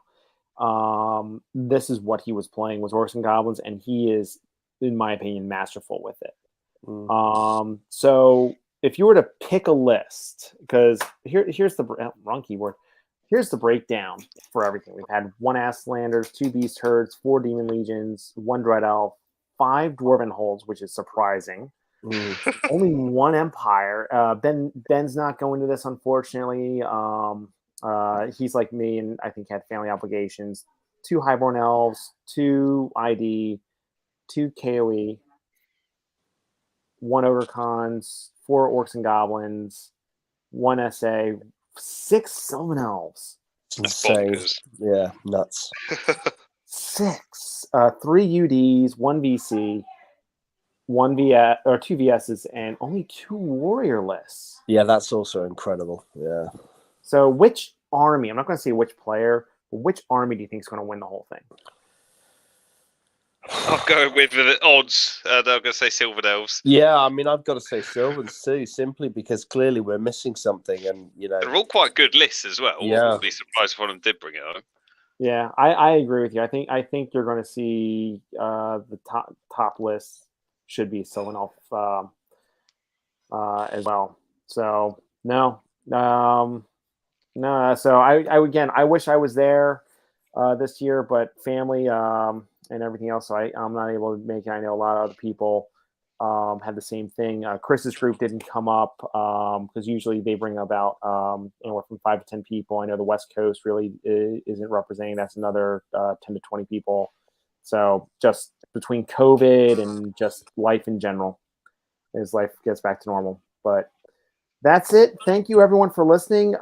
Matt, Kev, thank you so much. It's almost what? It's almost 12:30 your time. Yes, yes, it is. Yeah. Time for bed. Yeah. Thanks for having us, though, Mark. Yeah, no, thanks very much, Mark. You've really been great. Cheers, man. Thanks for doing this. Have a wonderful night. Thanks, buddy. Cheerio. 1 second, chat. I'm trying to figure out one thing. Ah, there it is.